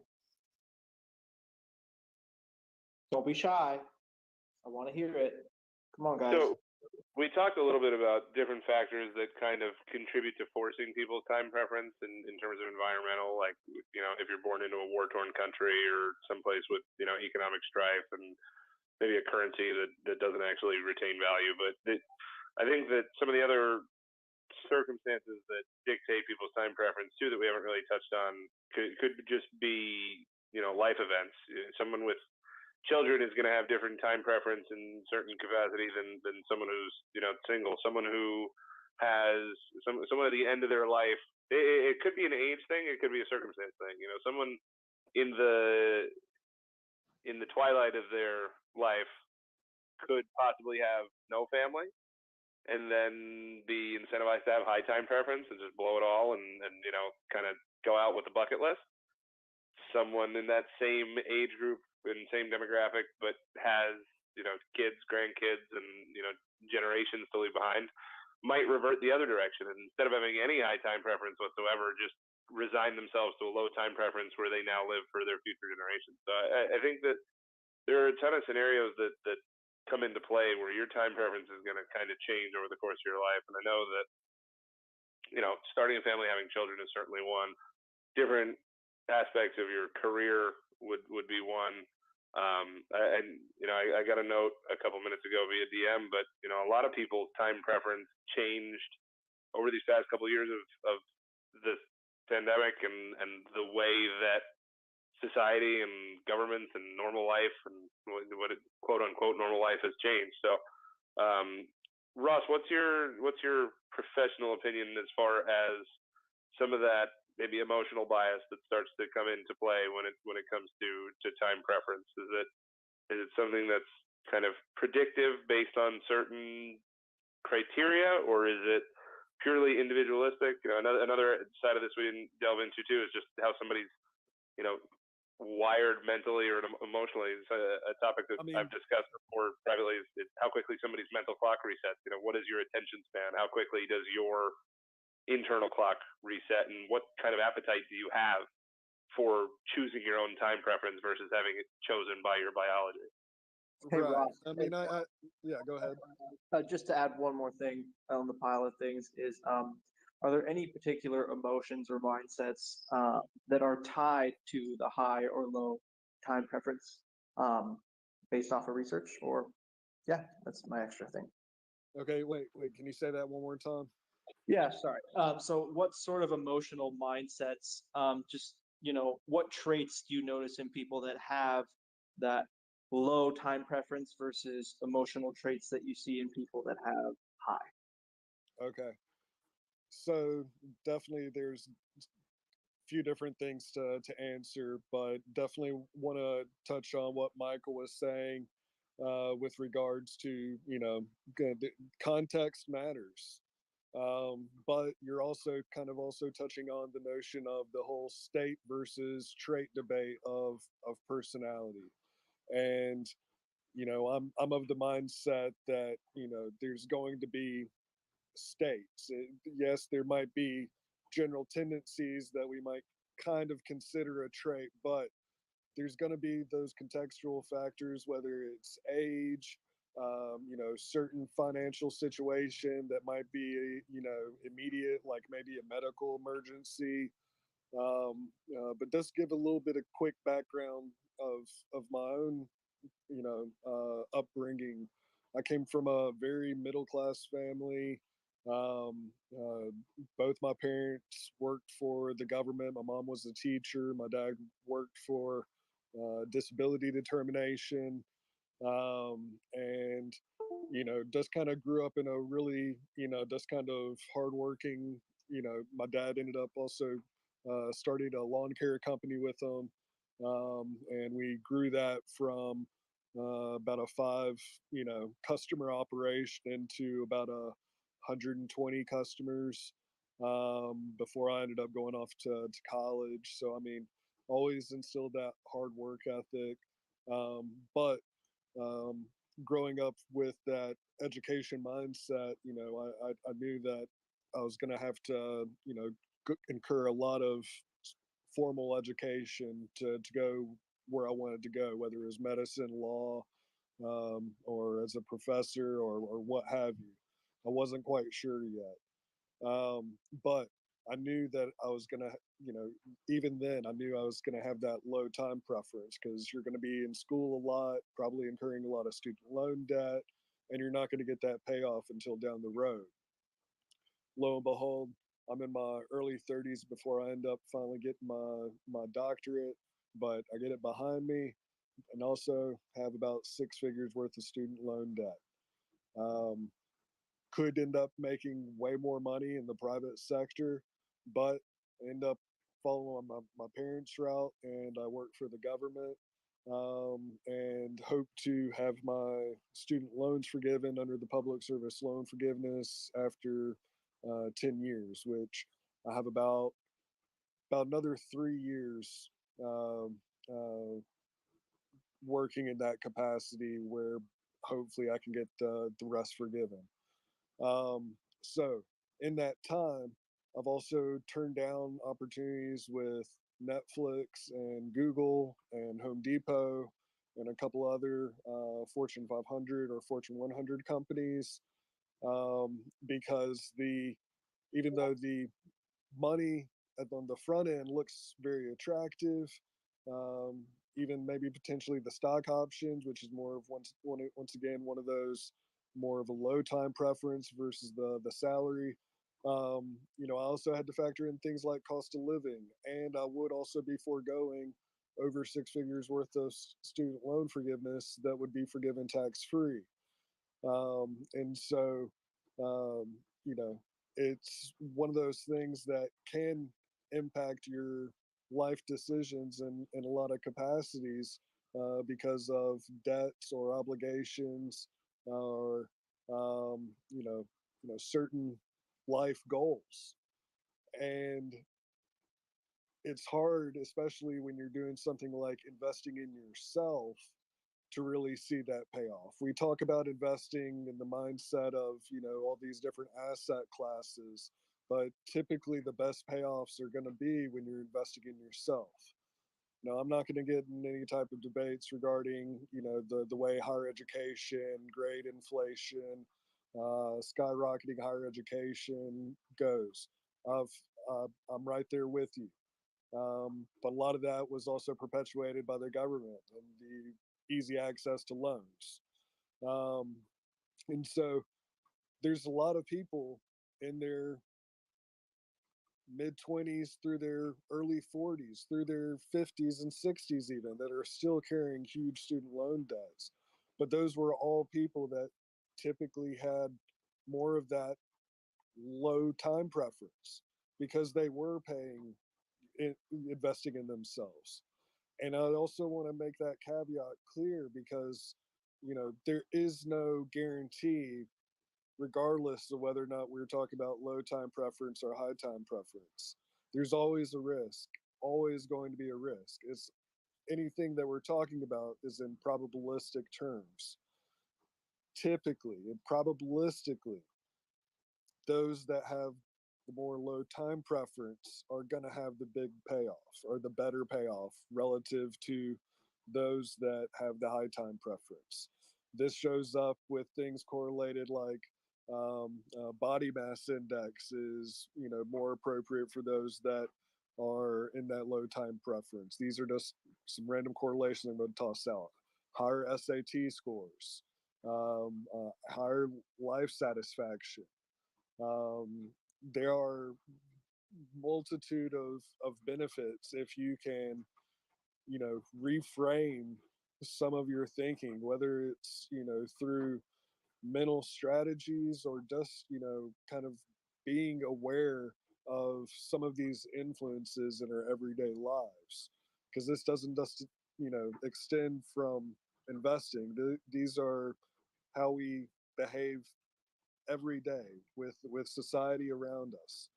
Now, as to get back to what Floki was asking with regards to, I believe, you know, certain attitudes maybe or emotions that are more predisposed to low time preference. Did I get that right? Yeah. So what sort of emotional traits are tied to the different preferences? That one right off the top of my head, not. I'm not going to say anything definitively, but one of the things that I would say right off the top of my head would probably be conscientiousness.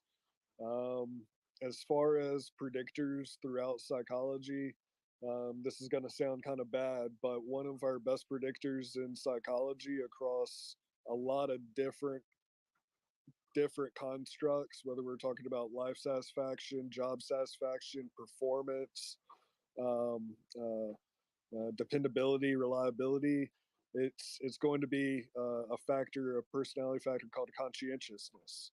And conscientiousness is just kind of this weird, uncanny predictor of a lot of behavior. It even predicts performance on the football field, regardless of what position we're talking about.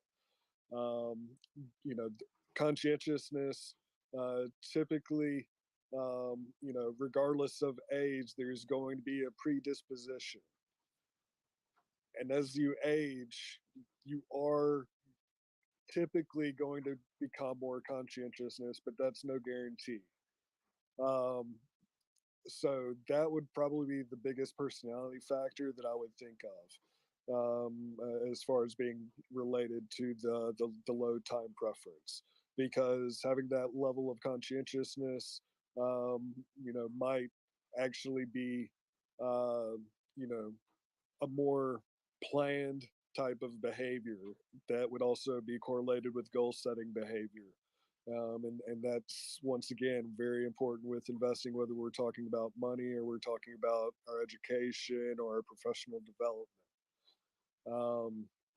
As far as those with a high time preference, that would probably be extroversion. You know, extroversion sounds great, but needs to be balanced. Extroverts do also typically engage in more risky behaviors.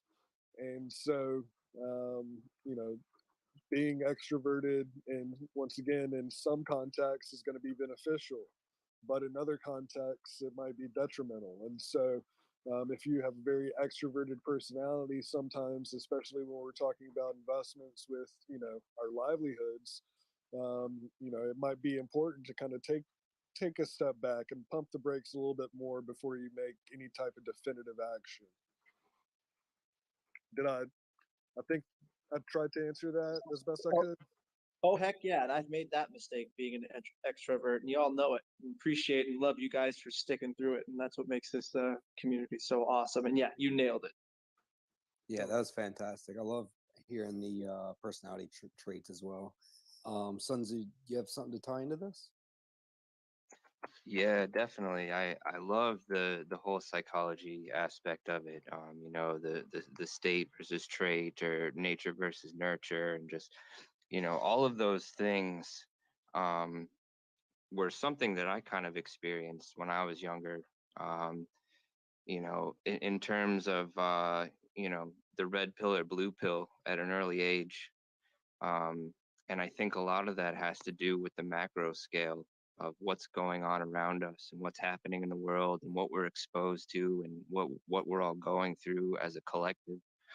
And so when I was young, even early teens, I was turned on to that whole rabbit hole of what's beyond the veil and what's really going on, and a lot of it didn't always correlate to finances, um, which I'm now finding out is as you kind of said, Ross, is what may make sense at one point doesn't make sense further down the line.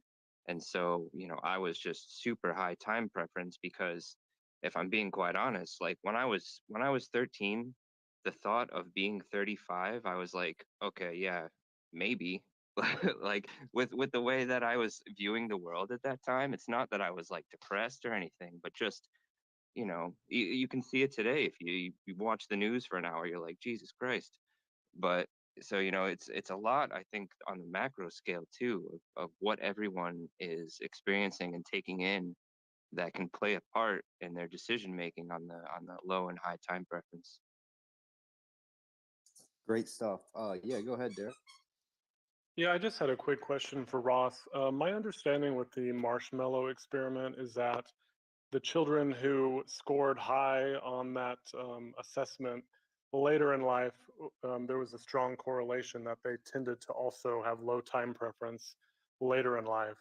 And my question is, what is it about? Is it their upbringing that imbues that kind of low time preference early in life, and it stays with them presumably? Is it their upbringing, or is there something else? I mean, there are so many questions that we leave unanswered, and kind of going back to one of the points that I meant to make earlier regarding conscientiousness being one of our best predictors. It's meta-analyses have shown it predict across a multitude of constructs at a rate at about 0.3. So you square that, you're talking about our best predictor is only predicting about 9% of the variance in behavior. Now, when I was talking about the marshmallow experiment earlier and kind of off of Floki's question regarding certain types of personalities, there's likely to be certain baselines that certain people are just born with. Because even people, siblings within the same household, you can look, if you have more than a few siblings, there's probably at least one of them that is like has completely different personality than everybody else in the family. There's only so many genetic factors that are gonna predict how the actual phenotype that ends up manifesting, whether it's our actual appearance or our personality. But there's definitely going to be that the nurture component. The genetics is the nature component. The family environment, the upbringing, that's the nurture component. That's definitely going to play a role. But essentially, everybody has those individual differences as regarding their baselines, essentially, that are going to be born with. And there's going to be changes as they develop, and sometimes it might be biological. That's what I was alluding to with like the actual brain development and the executive, the prefrontal cortex, where the executive control actually is. That doesn't actually fully develop until there's 25. So there might actually be biological components that are going to influence some people's time preference potentially. Okay, thank you. Great stuff. The logical shaman. How are you, my friend? You got a question for us? Good, man. Yeah, actually, I had an idea and a question for Ross because I'm curious if he knows about this and how this would reflect to the biology versus low and high time preference. There's something in ecology called R versus K selection theory. That is, I'm going to try and break it down really simply, but it's two different strategy types in nature. Like our selection theory would be having lots of babies. Like very fast, not thinking long term for the future. While K strategy is like slower, less offspring, but you invest more time into them, and you're planning more long term for the future. So like the classic R strategy animal would be like the rabbit. That is like food for them is abundant. It's any flower, you know, that's around them. They're not really having to think about planning food for the future. And, you know, they breed like rabbits. You know, they have sex constantly. They're constantly pumping out babies. And then like a K selection animal would be like a giant whale, you know, that has long gestation periods. They don't have a lot of offspring, but they invest more time into them for the future. Or something like a wolf that has fewer cubs and spends more time raising them. But it kind of affects humans similarly. So like there's different strategies even with humans that like, you know, like our strategy human would be kind of like the sex, drugs, rock and roll lifestyle. You know, you want pleasure now, you're having tons of sex, you're not really thinking about the future. Well, a K strategist would be more like a Republican conservative, like thinking about the families, you know, thinking about saving for the future, not having a lot of sex kind of strategy. So I'm wondering if you've heard of the R versus K selection theory and how you think that could relate. Which I just occurred to me while I was listening to you guys that it like seems to map over kind of perfectly with the low versus high time preference. Well, and then I'll let Michael chime back in. I think he's got a question or a comment, but I'm not familiar with that theory. However, it's funny you should mention essentially evolutionary psychology because I was actually talking with my students earlier this week about Richard Dawkins. Very controversial, but he's essentially an evolutionary biologist, and he was talking about how we are built to essentially spread our genes and ensure the livelihood of our genetics, kind of springboarding off of um, uh, uh, you know, the theory of evolution, and was talking about essentially altruism. And altruism is essentially helping behavior. Well, you're going to have a greater investment based upon his research and his understanding. You're going to have a greater investment in ensuring the genetics of your own family, your own kin, to being propagated. Even though, as a human race, like over 95, 96+% of our genetic makeup is identical, regardless of what race, religion, creed, what have you. And so it's only these very small differences in our genetic makeup that is also playing only a part of the role in how our actual behavior manifests in the real world, because that's also going to be that interaction of things like our upbringing and maybe the particular life event that we're at in our lives. It's one thing for previous generations coming out, you know, of, you know, their undergrad or grad school or high school or whatever into the workforce, you know, when the economy is booming. But for those that maybe incurred a whole lot of student loans, then came into the,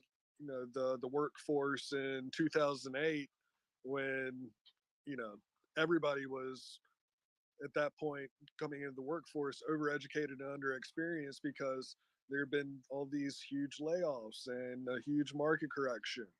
You know, there's going to be all sorts of factors that come into play. But I do think that, you know, our biology is going to have some type of influence on it. We're going to have predispositions, you know, as an individual, but as just a human race, we have general tendencies. Great points. Go ahead, Michael. So, Rob, first of all, that last point, I thought, for as deep into the pool as we've gone, I think there's always these little subtle things that always tie back to the movie Idiocracy, and you always see like the proliferation of like reproduction between the different parties, and that struck a nerve with me there. That was pretty funny. But to dive back into it, Ross, I'm curious, is there some sort of a metric for attention span that's actually like measurable and calculable? Because I can't help but feel like there's a correlation between attention span and time preference, and I feel like over time, over this past generation, maybe it's just the optics of just growing from one age to another, that every generation always feels the same about the generation before the generation they're in. But it certainly feels like over this past generation, everybody on Earth has become diagnosable with ADD or ADHD. Everybody on Earth needs instant gratification and lives in the give it to me now generation. And everybody on Earth has trended towards high time preference.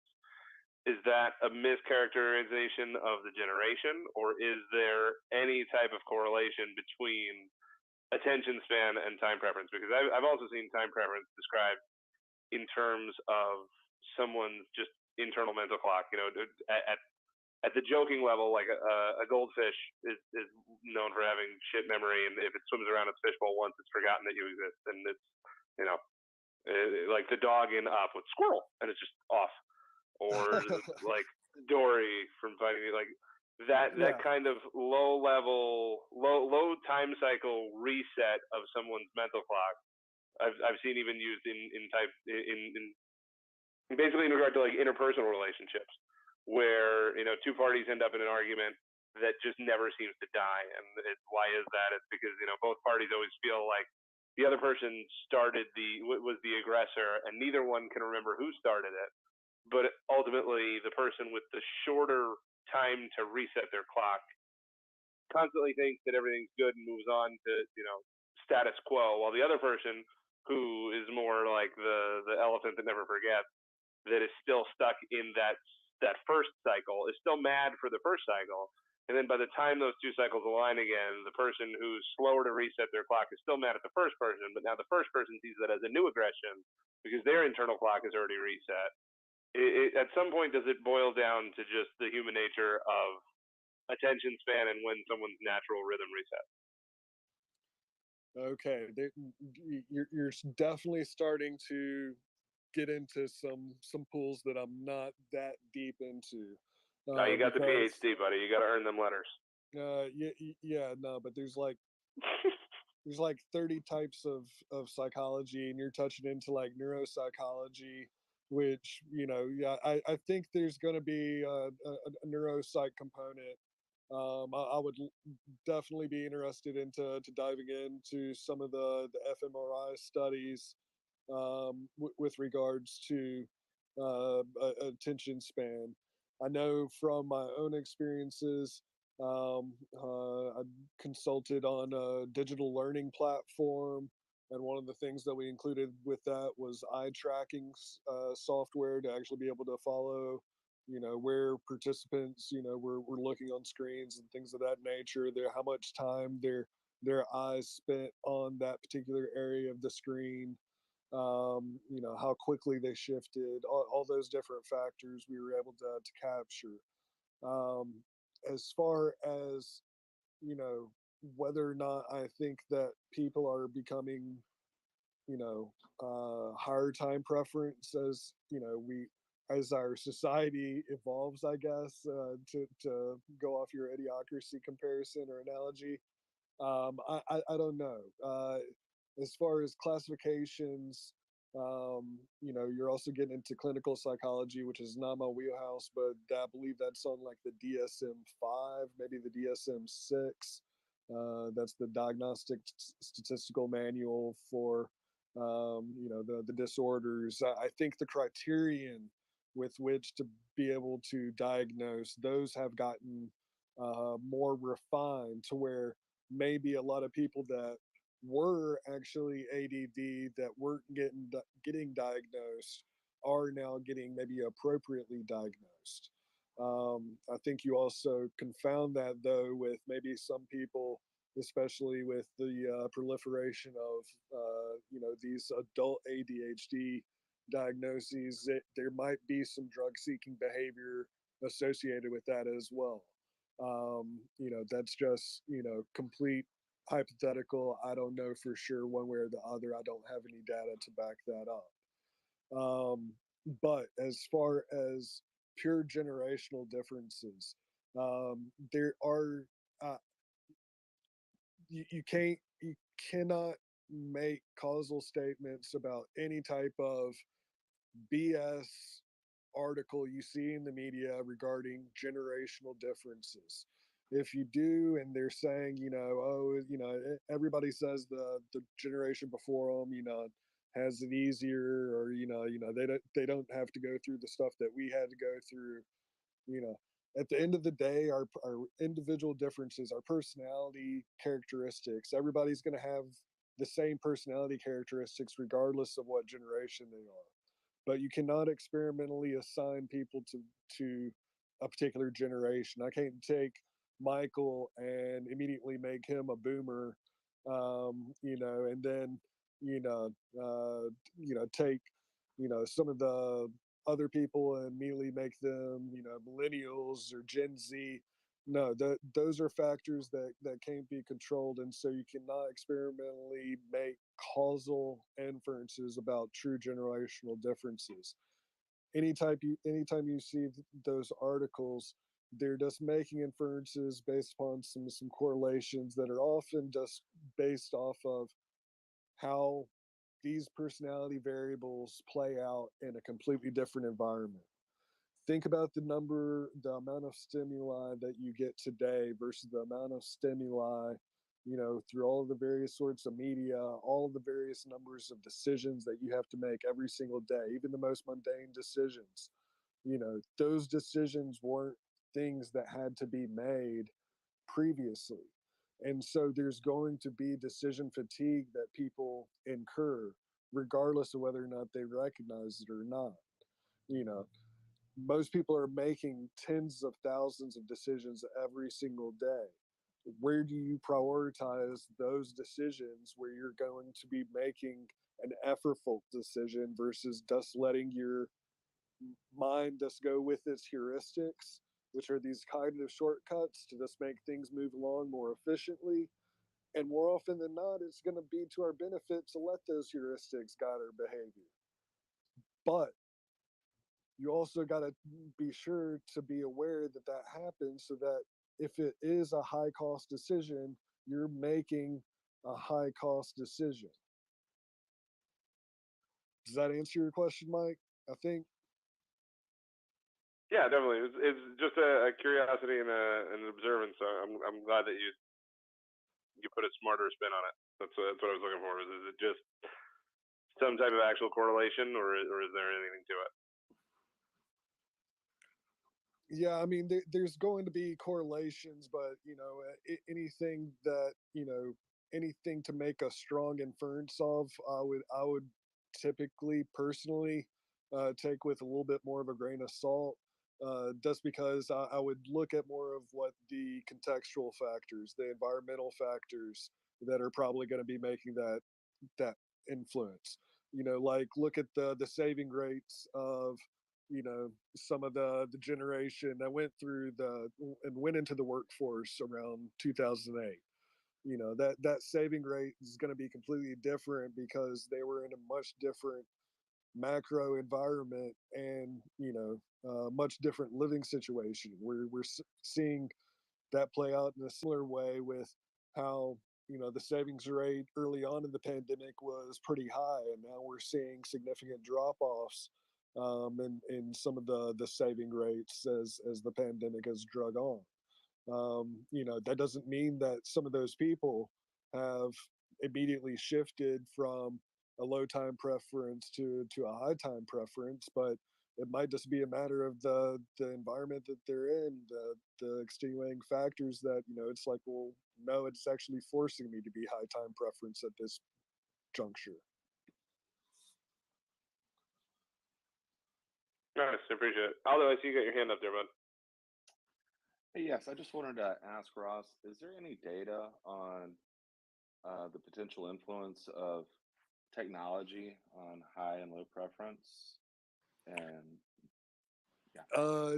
Specifically offhand, I'm not as familiar with as far as how and in my line, it wouldn't necessarily be quite as framed as low time preference or low time preference, high time preference.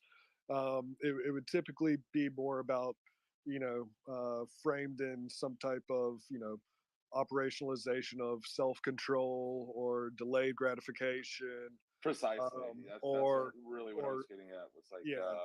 Delayed gratification, like, and I mean, you look at stuff like retail therapy, people like just go on and buy stuff like incessantly.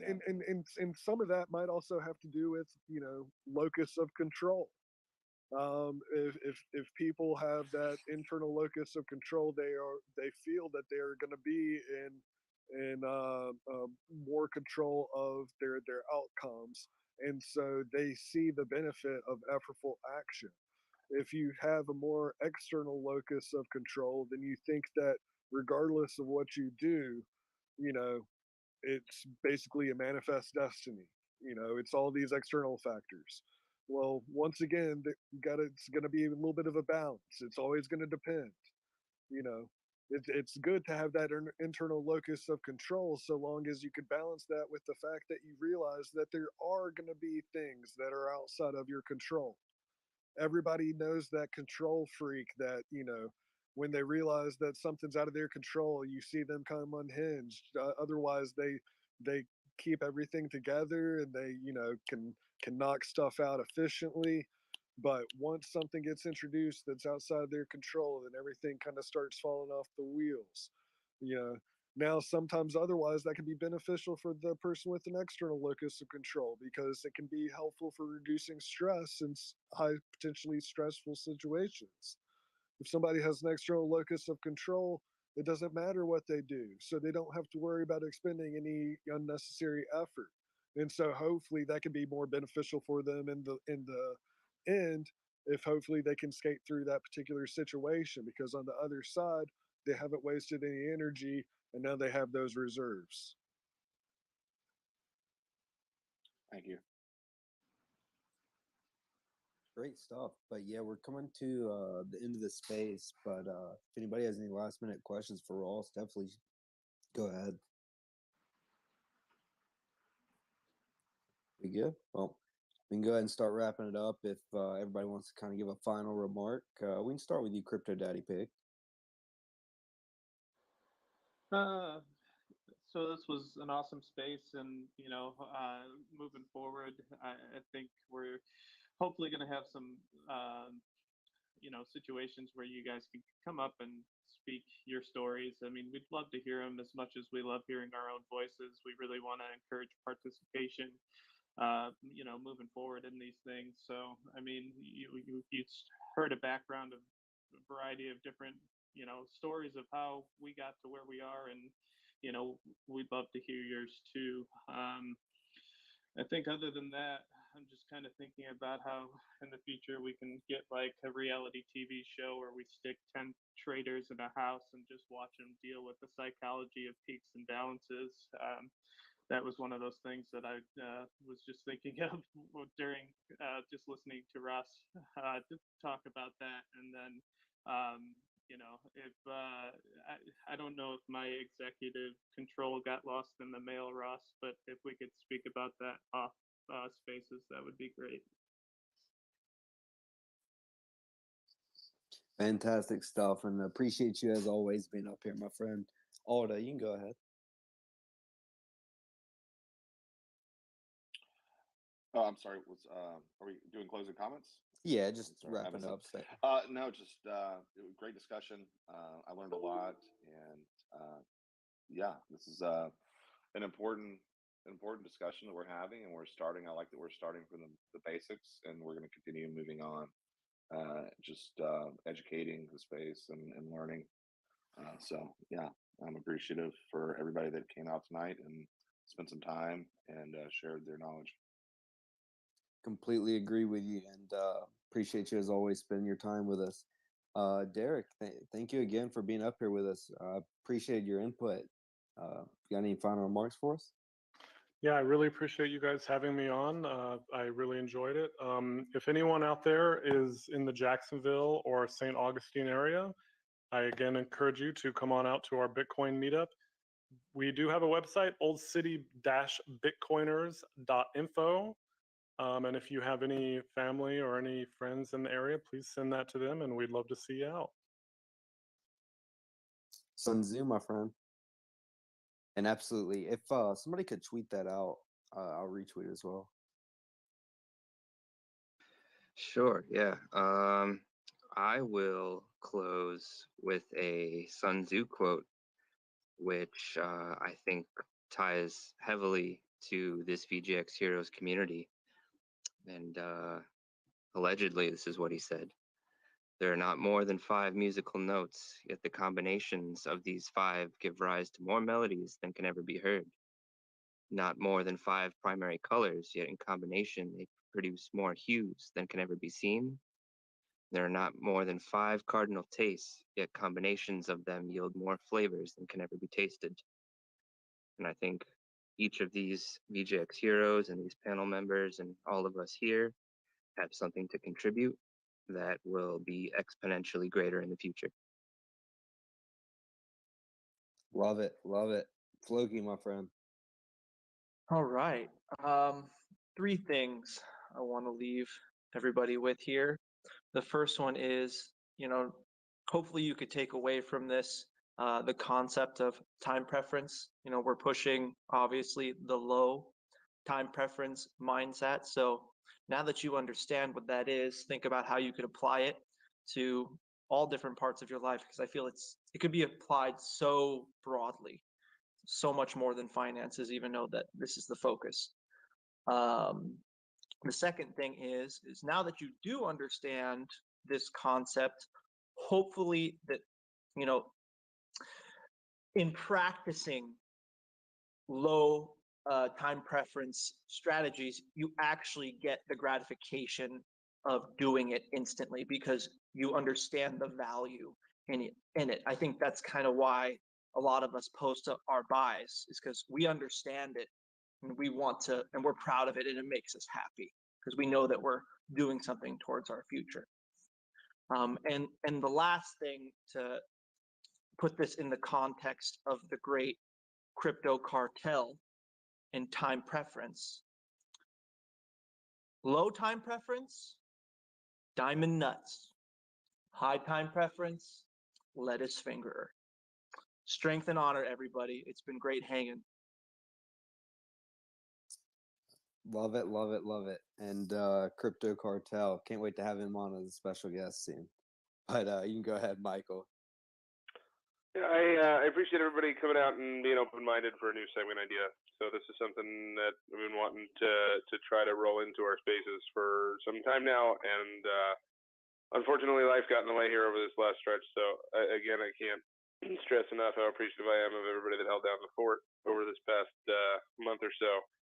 And I hope everybody understands that these topics, we're not going to come in here every week and just do a topic and bludgeon it to death for a couple hours. I think tonight was great because it was a first of, it was a proof of concept for this type of segment idea, but we've got probably a dozen or so different segment ideas that we intend to rotate through, not all of which will just be pure, kind of lecture or educational, but also some debates that we want to introduce. We've got some clever little, participation ideas where we'll debate things from our own perspective, but then also challenge some of us to debate the opposite of our points. So I think those will be some fun debates where maybe we get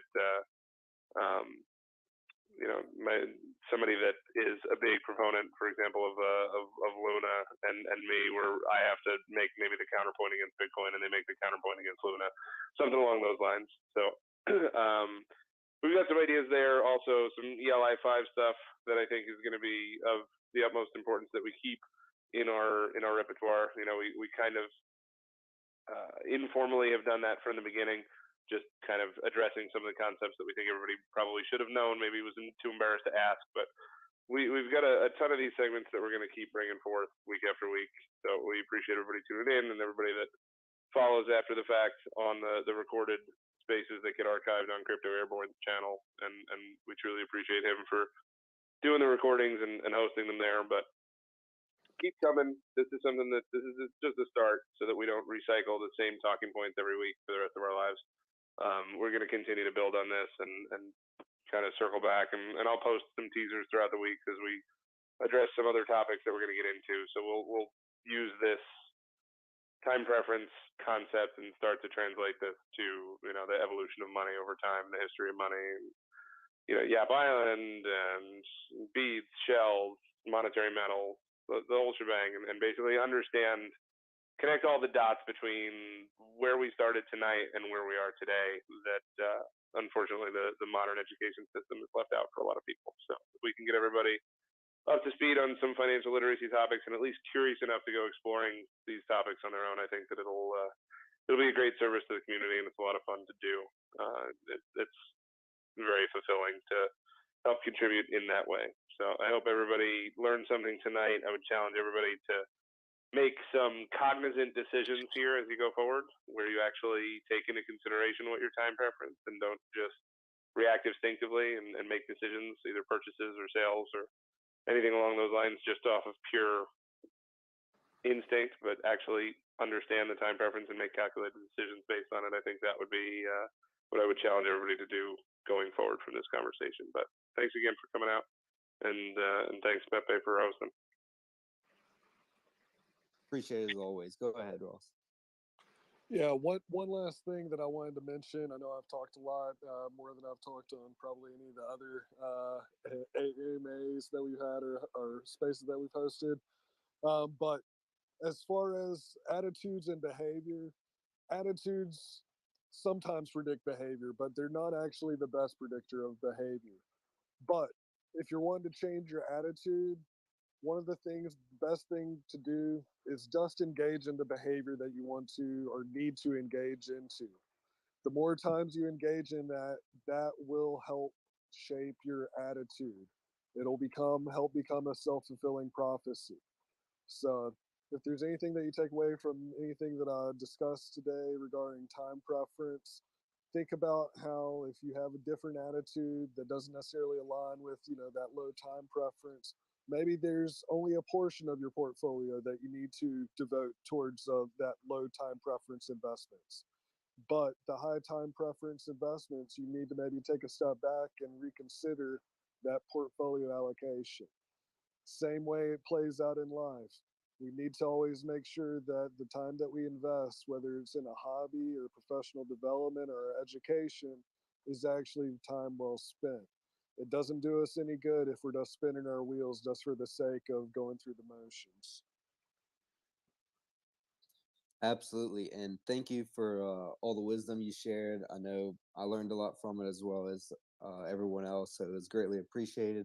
Good to have you back, Michael. Check out the VGX Heroes Twitter page and let us know how we did tonight in the VGX Heroes Discord. Pop in there in the AMA or any of the general chats and let us know. We love hearing feedback. If you have any suggestions, definitely shoot it our way. This is for y'all as much as this, we love helping educate, but we can only do that so much. So we need input. So let us know, and appreciate everybody for tuning in for a little over 2 hours. We'll catch y'all next week.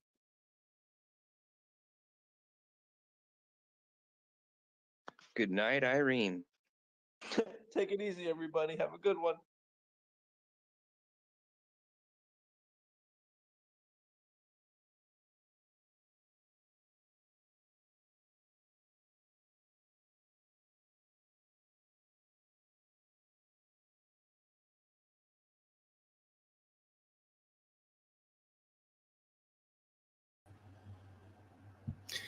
there you have it, ladies and gentlemen. Hope you guys enjoyed that VGX Heroes Twitter Spaces Education AMA by the VGX Heroes Education Panel.